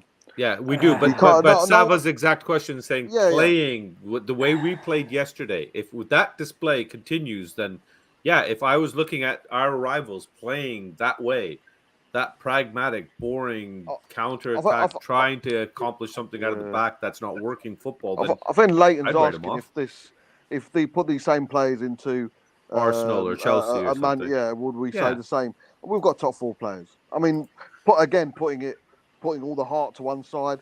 If a Sonny or a Kane were playing for another team, I'd want them. If a Romero, to Leighton's comment, I would say it's possible that team could achieve top 4. But Savva said based the way we're playing as well. Based on that, I would say no. Based on this, I would say yes. It's a tough one, right? It is, and for me, I feel like I've always managed to take off my Spurs glasses when I talk about football, which doesn't always help my cause, as you well know, being in a WhatsApp group with me. But it is an interesting one, right? Thanks for that, Leighton. And we've got another question. Dan, I'll let you start on this. It might not be a question, actually, more of a comment. Philo123 Coys has said the wheels aren't falling off. I've said all along we are overachieving with this squad. We are in a good position regardless of us not playing well. Now, guys, so we've gone from if anyone else saw this squad, right, we wouldn't think they're top 4. This guy's saying we're punching with this squad, so kind of along the same lines. Bob Spur thinks every single one of our players is a top 4 player, including Emerson Royal. I might have made some of that up. Dan, are we punching above our weight, being in the top 4? No, we got there last year. No, right. I mean, performances are not great, but we're not punching. We were saying everybody was saying we were punching above our weight class with Poch. With the squad that he had, and the fact that there was no investment in those teams with him. So if you're going to say if that's when we were punching over the weight, then I'm not going to say we're punching over them. Bobby, are you meaning that on the first season or the second season? No, just in general. The entire time, basically, he was here, people would say he's punching above his weight class. Because we didn't spend any money, right? But that's what I'm saying. So we are, right now, we definitely are where I think we should at least deserve to be. And I just pray that we just start clicking. Because I'm just hoping for that moment, because I honestly still firmly believe that if we start clicking and we start putting those moments in games that we've had that have been really, really good together, and we could start doing that consistently. We've shown that in the first few games that we're not lacking the fight to go right to the 90th minute now, but we need to start playing for 90 minutes. And if we can start accomplishing that, I think we do, as Spurs fans, have something to be hopeful for. But right now, our hope is being taken away, and that bothers me personally. I get that, Bobby. And is there a switch is going to go when this is suddenly going to change? The football is going to get better because it's been 10 games now. What are we waiting for? Are we waiting for after the World Cup? When is that switch going to come on? We are. See, I keep hearing from everyone that we ain't clicked into gear yet. We ain't clicked into gear, but I don't think it's going to happen because. You can look at Chelsea have had some shocking games and some great games. Arsenal the same. Man United the same. Liverpool the same. we're just consistently like there. I don't see like that. I feel like most games we play are the same. It's just some of the teams we play are worse than others. Bob will tell me if I'm being harsh. Hoover, Bobby, am I being harsh? No, I think it's fair enough. I think it's a fair comment. Yeah, it's yeah. Well, we're talking about are we punching above our weight and things like that. I'd say yeah, we are in terms of results. If I step back, which I often do, step back and try and look at us with a non-biased point of view, look at the way we're playing. You look at games like Chelsea, that was daylight robbery to get a point there. You look at the way we played against Wolves at home, we won the game. We were getting played off the park by them. We got 3 points out of it. We're getting points that our playing style doesn't deserve. Against others. You look at go to Lisbon, we're getting torn apart at times against them. They're just some of the football is sensational we're playing against us, and more creative and more likely. And the 2 goals at the end there showed even when we're trying to shut up shot, we don't even manage that very well. So I think we have been getting away with a bit of murder this season, but we're doing it consistently. So there's something to what's going on, but I think we are doing better than the way we're in terms of points than the brand of football we're playing. That's for sure. Even if you play in a negative sort of defensive style, we're getting away with a lot of lucky results there. The amount of shots that whistle just wide of a post and we're holding our breath. Yeah, it's a strange one. I mean, what always gets me about this is some fans say, wait till we click into gear. Other fans will tell me, well, we're not capable of playing any better player with the players we've got. It always staggers me how different all of our views are across the same group of footballers. But to go back to your point earlier, Coover, I want to get Bobby K and Bob Spurs' view on this. And Dan answered this earlier. You were saying it had that kind of Man United. Sorry, no, you didn't. Tell a lie. It had that kind of Jose Mourinho vibe about it. Yeah. Whereas we were top in, I want to say in December after maybe 15, 16 games. And there was talks of we're going to win the league. It doesn't matter how we're playing. Either Bob, I'll start with a good-looking Bob. I'll let you decide which one that is. Yeah. So you're saying, yeah? Yeah, no, look at them. Look, so obvious. I'll start with Bobby K. Thank you very much. Thank you. You're welcome. Oh, look, Bob's the camera off. Yeah. Hey, that's one way to make it good looking. Oh, Bobby. It's hard to say. Look, it was a dreadful game, and I suppose emotions are probably a little bit higher than they would normally be after a defeat. But is there a danger that we go down that same route as Mourinho? Because to be honest, this season has started almost in an identical fashion to that Jose Mourinho year. If you look at it, the style of football and the way we're playing, and where we are in the league, the negativity and everything. But no, I think we weren't this high with him at this point, were we? I think we'd already started fading off at this point. No, we were top after 15 or 16 games, if I remember rightly. Top of Christmas, weren't we? Yeah. Top of Christmas. We were top. Then I guess really, in reality, Savva, this question has to be asked in about 5 games from now. That's when the exact, like Bob said, when the comparables, the numbers line up against each other, then you can make the comparisons. Right now, we'd just be speculating. And, like I've said it before, I'm deluded. I'm a bit of a happy clapper. And I just hope that this is a one-off. The performance itself, the result itself. I know Rafay there said he didn't like it when I said about clicking. But at the end of the day, I'm going to remain hopeful. And I firmly believe we do have quality in our club. We do have quality on the pitch, not in every single position and not to the level some of us want in certain positions. But we do have good players. We do have players that are capable of finishing and getting us to top 4. They did it last season. I firmly believe that if he can start tweaking and getting the results out. Now, there's this whole thing with Spence himself coming up and saying, Conte's really been working with me behind the scenes, developing me, making a better player. once he's unleashed, are we going to see a different element? And is Conte finally going to have that piece of the puzzle he wants over there? There's just so much speculation going on right now with everything. But if the football doesn't get better, I don't see how people aren't going to start turning. I just don't see. There's a feeling, isn't there? There's a feeling in the air.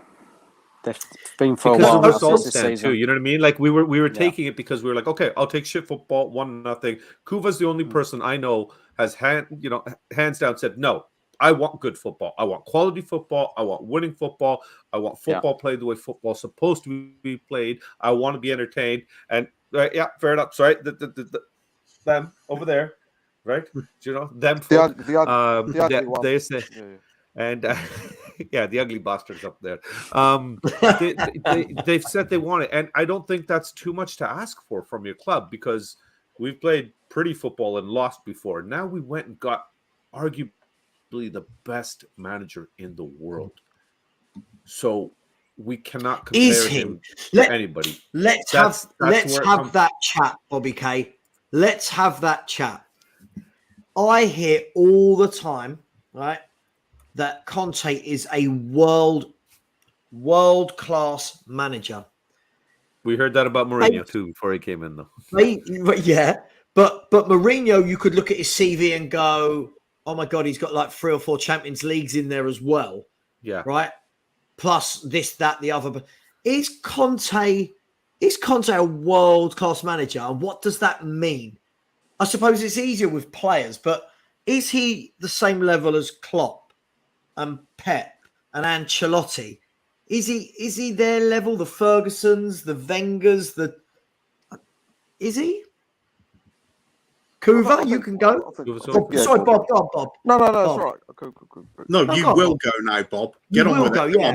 Fucking hell, man. I saw you rubbing it's a good-looking one again. Okay. Yeah, I think Conte is, man. I think CV. It's all about trophies, and trophy is the barometer of success, and he's got enough in the. Is far from the best. No one's saying he's the best, but he's certainly elite. I don't think, and I said this, I think apart from Man City, any other club, and I put Liverpool in that, would probably want a Conte in. They wouldn't mind a Conte in. Just a quick one about Jose. I think, the football was similar. I hated on Jose, man. I think it was more of his personality, the way he was shitting on Toby in the media, and it was all about him. It became the Jose Mourinho show, and the shit football didn't help. But I'll be honest with you, 6-1 away to Old Trafford. I remember the 2-0 at home against Arsenal. We were cracking. The 2-0 at home against City. We were brilliant on the counter-attack with Lucas, Sonny and Kane. Bergwijn there. I thought we were brilliant. Some of the better football. Yes, of course, we've got more. But I think what Jose had, unfortunately, what you think, and one thing we 100% agree on, Sav, is Pochettino. There was that love affair with Pochettino. The fact he brought us the worst ever away record within Spurs, and the football was shit under him, gets bypassed, gets overlooked at times because. Hang on, is Scott in the chat? No, what? If Scott was in the chat, we're all about to get threats of violence against us because we've talked about Pochettino. My phone was going. It's triggering me as well. Yeah, but I can understand why, because he brought this brand of football, the attacking flair, the Spurs way. So and Jose came straight in after that. So he brought, but people never could get away from what the Poch era brought. Now with Conte, we're carrying on from a mediocre manager who was in charge of a mid-table team, and he's producing football the way better football than what Nuno was. So with Jose it was always going to be harder because there was still the ripple effect of a Pochettino, regardless of his last few months. But with Conte, CV would state that he wins trophies, but he needs the right tools, man. And again, we need to look at the higher beings, and I don't mean God, of bringing the right players in. That's for me. That's part of that bigger conversation, isn't it? About get the right tools in for the manager. This is why, for me, that season, that terrible season last season with Pochettino, why did that come about?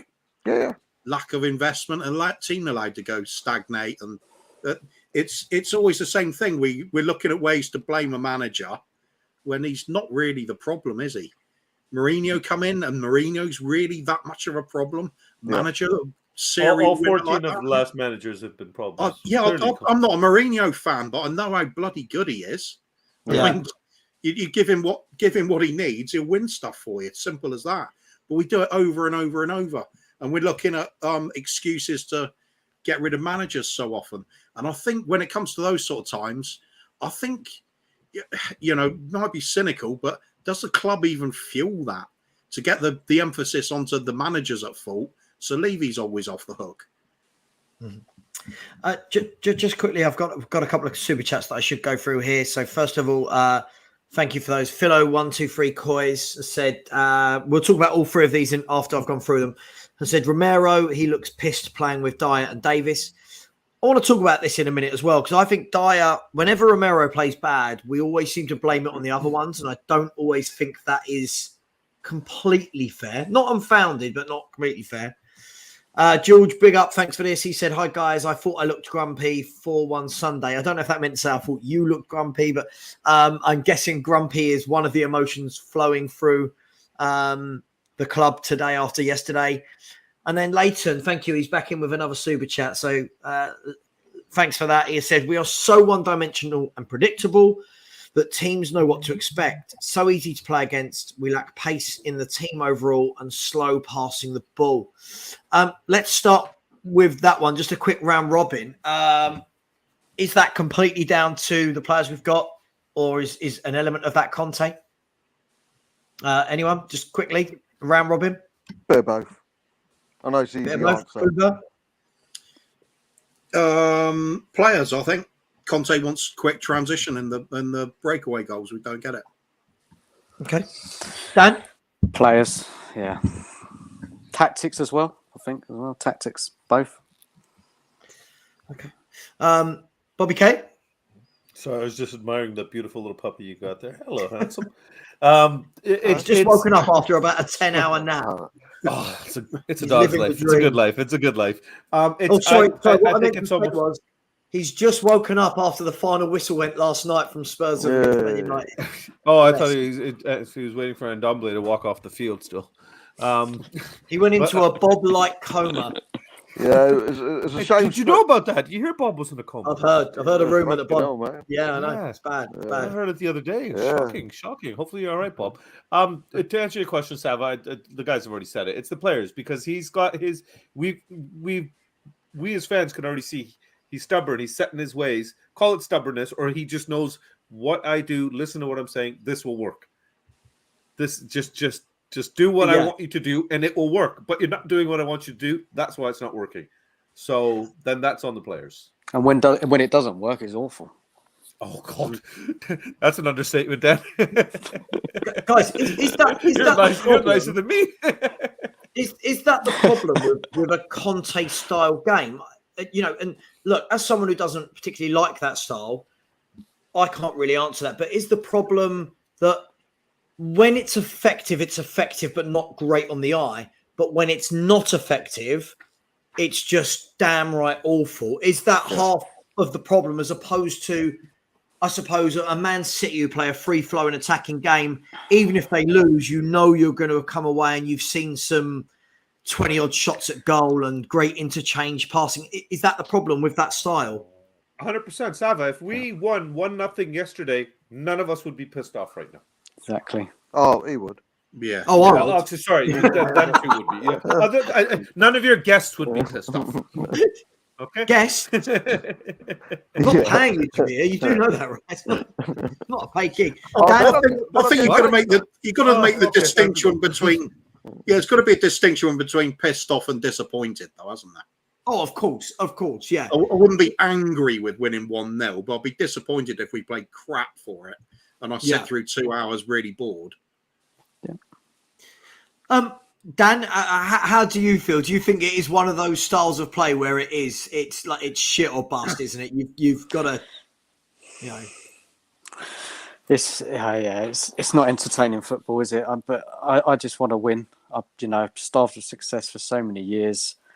I don't really care now how we do it, as long as we do it. So yeah, I hope that answers your question. Yeah, this is one of my favourite messages of the night so far. Bob Spur went at TV, went into a coma because he knew what the football was coming ahead. Hi, Bryce. Last question I want to ask, and then if anyone is still available to stay on, I just want to talk about the manager situation at Aston Villa quickly before we wrap up. Christian Romero, as somebody just mentioned there in their super chat. Super chat? It's not a word. Super chat.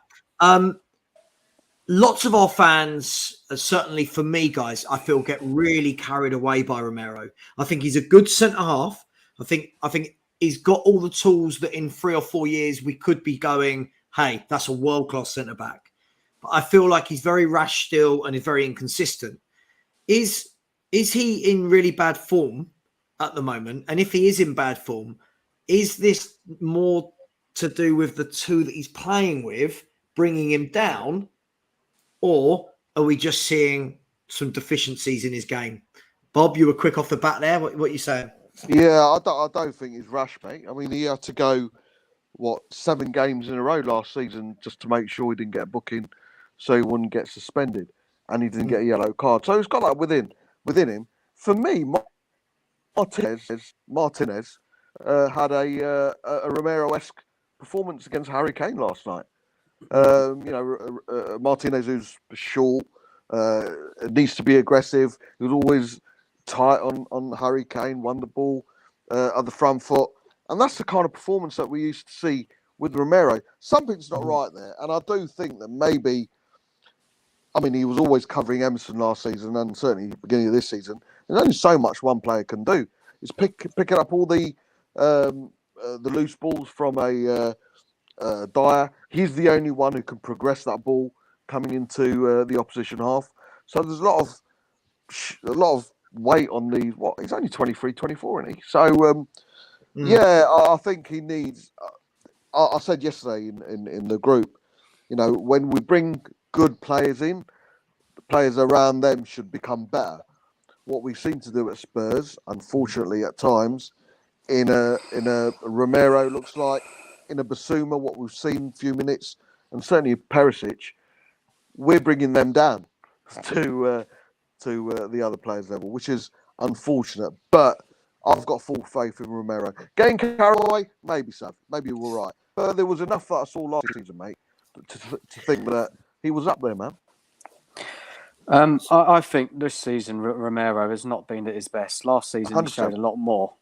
A good question for everyone here. Other than the game against Man City away last year, has he really turned up in a big game? Can anyone remember? Who, Romero? Really made a difference. We said last season, didn't we, Koo? Name me one player, one striker last season who got the better of Romero.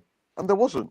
Yet this season, Mitrovic has had the better of him. Oh, yeah. And who else? There was a couple other players. And last season, he got turned inside out a few times last night as well. Yeah. But last season, did he turn up in big games? Yeah, he did. I mean, let's not forget, he did the handball against Man City away, didn't he? So he did give away a penalty. Or was it Sanchez? I can't remember. But there was not a single striker, and I can't remember. And we spoke about it on the Saturday Night Show a few times. There's not a single striker who got the better of Romero last season. This season, he's been beaten a few times, man, and that's surprising for me. Didn't Ben Mee get the better of him last year? Striker. I know he's not a striker. Yeah. He used to be for Burnley the way they played. Yeah. I just wonder how much Romero would benefit. That's what I was going to say. This comment right here.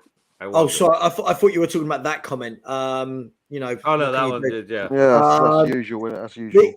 Usual stuff.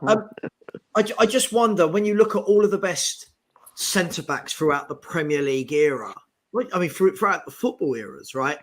It's normally been when a centre back is in a settled partnership with another partner who's really good. So if we look at going back to Bruce and Pallister at the beginning of the Premier League era, You know, if you look at Adams and Bold or Adams and Keown, whichever one played, Terry and Carvalho, mate, Toby and Jan. Toby and Jan. Yeah. Yeah, I mean, you know, Vidic and Ferdinand. Yeah, you know, it just feels to me that Alton Thelwell and Stuart Nethercott.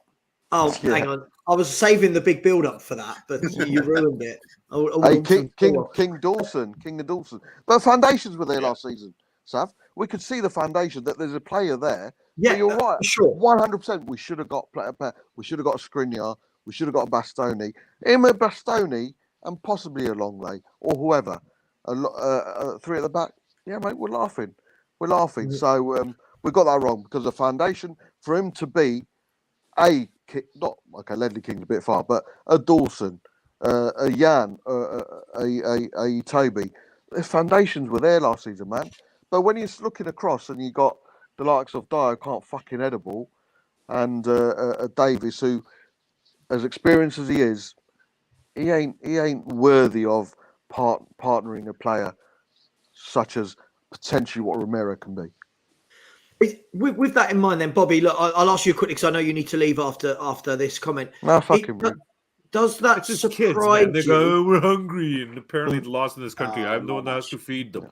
Bullshit. Yeah, it's shit when you have to feed people. It's not people don't know how to forage anymore. Where's 11-year-olds, 16-year-olds, none of them have jobs. It's embarrassing. But sorry, Savva. Where's Rashford when you need him? He's busy running through on our goal. With regards to that situation with Romero, does that surprise you even more then that because of that we didn't go and get a top centre half in the summer to build a partnership with him? What surprises me more is the fact that we didn't even consider upgrading on Dyer or bringing in a player to at least have as a backup there.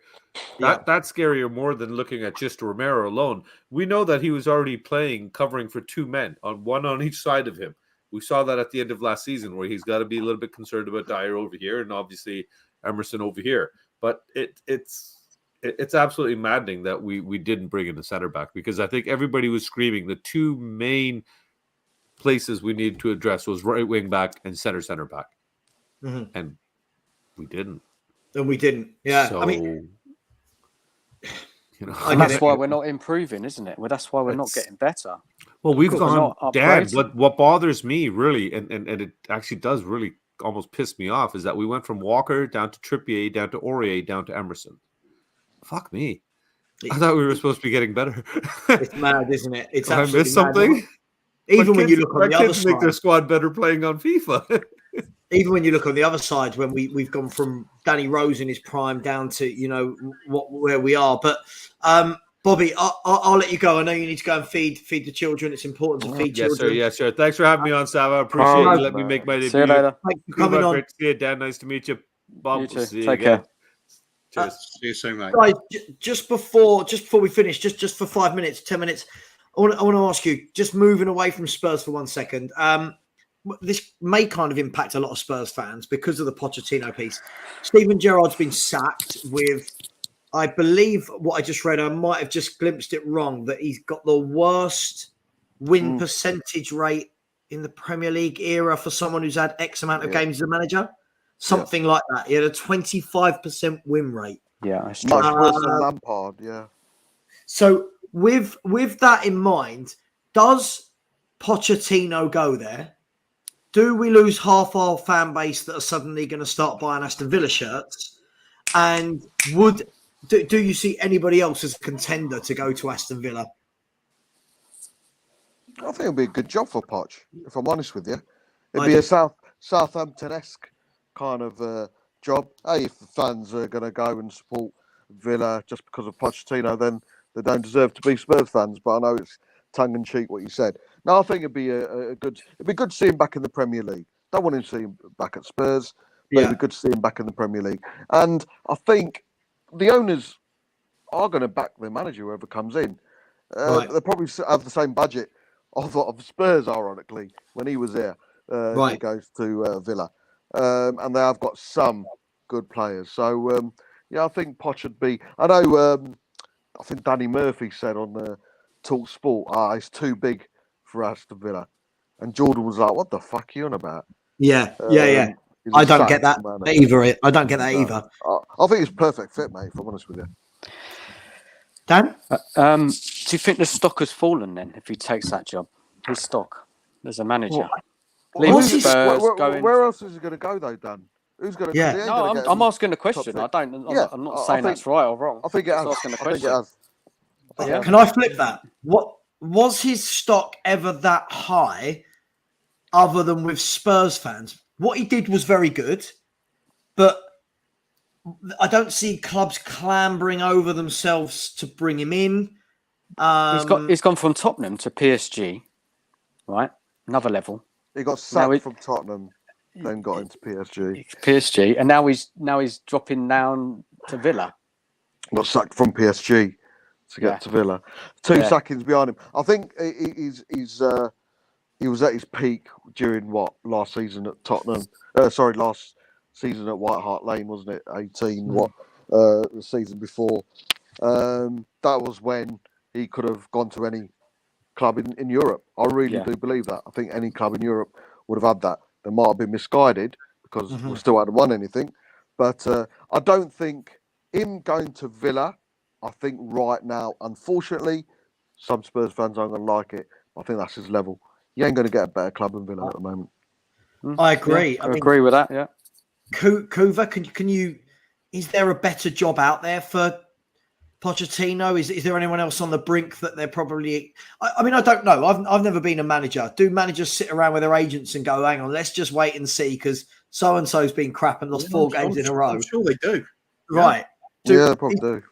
Is there any club better than Villa that you can think where that could be a potential match for Pochettino? Could he get offered any other better job? I think the one position has been filled that he would have been absolutely fantastic in Newcastle. Yeah, because they're at the start of that journey. They could have built. They could have brought in some of the best young talent from around the world. Put them into Pochettino's team. They could have been absolutely magical there. I thought he would have done well at Chelsea as well, Kuva. But Kuva, isn't a hard fact? Isn't the hard fact that he is a manager who's been sacked from his previous 2 jobs? Yeah, well, it is fact, isn't it? You can't escape it. Various reasons. For me, the PSG job was never a good fit for him. Never in a million years. He is not one for managing big egos. He's one for getting a hold of an honest, hard-working bunch of lads that are prepared to be moulded into a team. That is not PSG. Didn't suit him. Villa, Villa, yes. Everton, yes. They're sort of primed to it. He could even, if there's some real ambition about the club, he could even drop down to the likes of Sunderland and bring them up into the Premiership, because that's another one of these big clubs in waiting. They're way below the position they should have. He is the sort of manager that would do that. I don't think he's going to drop that low down. No. Villa job. Sleeping giants. Let's see. What's the odds on him getting a job? Does anyone know the odds on it? It's probably one of the favourites. It probably is one of the favourites. Should we Google it? Yeah. Aston Villa manager odds. There you go. So it's already up. It's already up. This is mental, right? Is he? Is he top? Is he? Well, the first picture that comes up is. There you go. Pochettino is. You just take it. Take it from the basics. If you come in, you're a billionaire owner or something, and you're looking to start up a new club at Premiership level, you're going to look for a manager like that, aren't you? Somebody that's going to build a team. Unless you've already got guaranteed, world-class players coming in, which you won't have at a club with no background to it. What odds? He's the favourite with Paddy Power. What odds do you think that he is at, and what do you think the next manager's odds are? This is staggering. 6-4 on. And then it's Tuchel probably, isn't it? Tuchel at 10-1. It's Pochettino at 4-7, right? And then Unai Emery at 5-1. Thomas Frank is at 10-1, Wicked. Tuchel's at 10-1. Michael Beale, this guy's done about 3 months in management. He And has, everyone wants him. Yeah. He's at 13-2. Big old Sean Dyche at 12-1. To be fair, though, the odds always reflect the bets being made, not what the bookies think is going to happen. I think, guys, as well, I think we'll be very naive to think there's not already been conversations. Oh, with for Poch. sure. 100%. For sure. For sure. I mean, look, for me, and look, Lads, I I've know- got to go, boys. I've got to go, boys. I'm sorry, mate. No, I've got to go. no, mate, Cheers, coming man. down. Getting Nice called. meeting you, man. I'm getting called by the missus, so time's up. Yeah, Nice priorities, to mate. meet you all Priorities. properly. I've seen you on streams for a long time, so yeah, nice to finally meet you all. We're Cheers, not, Bob, we're not Savva, better looking Hoover. on camera. We're not No. better looking when you're closer You're to not. it. No. No, Just no. what it is. I mean, yeah. Look, I think you're right, Bob. Thanks, Dan. I think you're right, Bob. In terms of there would have been clubs now. They don't just sack a manager, apart from Spurs when we waited 72 days for Nuno. But clubs have those conversations, right? Would you be surprised if this goes? But another 3 or 4 days. Could this be why Michael Beale turned down the Wolves job? Could be. Could I be. mean- I don't know who Villa got at the weekend. I think normally they sack them before a winnable game, don't they? Let's have a look, shall we? So the caretaker manager could come in and just steady the ship for a game. Home to Brentford. Possibly winnable, but the way they performed tonight, man, I don't know. I wouldn't be surprised, man, if it happens tomorrow. I wouldn't be surprised if it happened next week. They haven't got any European game, so don't have to worry about that. So Brentford, yeah, Pochettino could come in, but not necessarily take over. I'd be very surprised if it didn't happen. I'd be very surprised if Poch didn't come in. Any other shouts, guys, other than the names read off that list? Can you see, is Big Sam Allardyce still alive? Could he come in and steady the ship?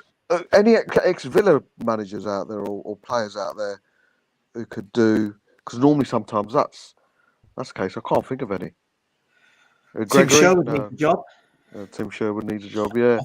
Yeah. Roy Tim Keane wants to go. Sherwood. Yeah. Here you go. Roy Keane Look wants at to him. go back into management, doesn't he? Look at this. He was at Villa, wasn't he? Yeah. Liz, So they're Liz not going Truss. to want him back. No. Liz Truss. Liz Truss to Villa, Sherwood to Downing Street. I think There that you go. might be our cue to end the show. Listen, thank you so Sherwood much. to Forest, surely. Who's that? Yeah. Sherwood to Forest. Yeah. Oh God, Hey. that's well done, Kuva. Yes, well done, guys. Look, thank you so much for taking the time to join me tonight. Thank you to everyone in the chat. Thank you for all the super chats. Apologies to Tafster that I disappointed you with my negativity and for you unsubscribing. Get used to it, mate. Get used to it. If anyone hasn't liked or subscribed, please do. We're chasing down the 3,000 mark. We'll be there soon. And if you would like and subscribe, that would be great. Please go and subscribe to Bob. Where can people find you? Where can they subscribe? Yeah, Bob Spur TV on Saturday night to fuck up your lives, basically. Talk about football for a bit, and then it goes deep, dark. Oh yeah, and So a bit random. Not to watch if you're easily offended, maybe. Yeah, definitely don't watch it if you're easily offended and you've got kids around. Although Dan's a regular, but yeah, it's And his nan. and his nan. Yeah. So yeah, in the wall Saturday night, 10:45. Leave any kind of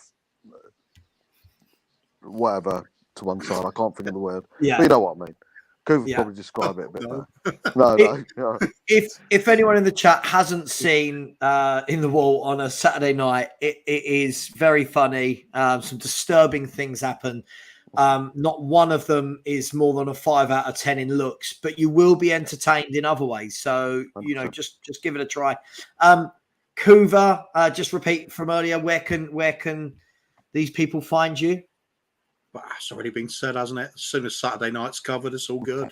Other than that, Sunday night, 3 Spurs boys, myself and Bobby K, doing Kuv and the Kang, which is kind of a in the wall light, really, isn't it? Yeah, Try and tone it down a little bit. Palate cleanser. It's a palate cleanser. Yeah, palate cleanser. It's A palate colonic irrigation of a show, really.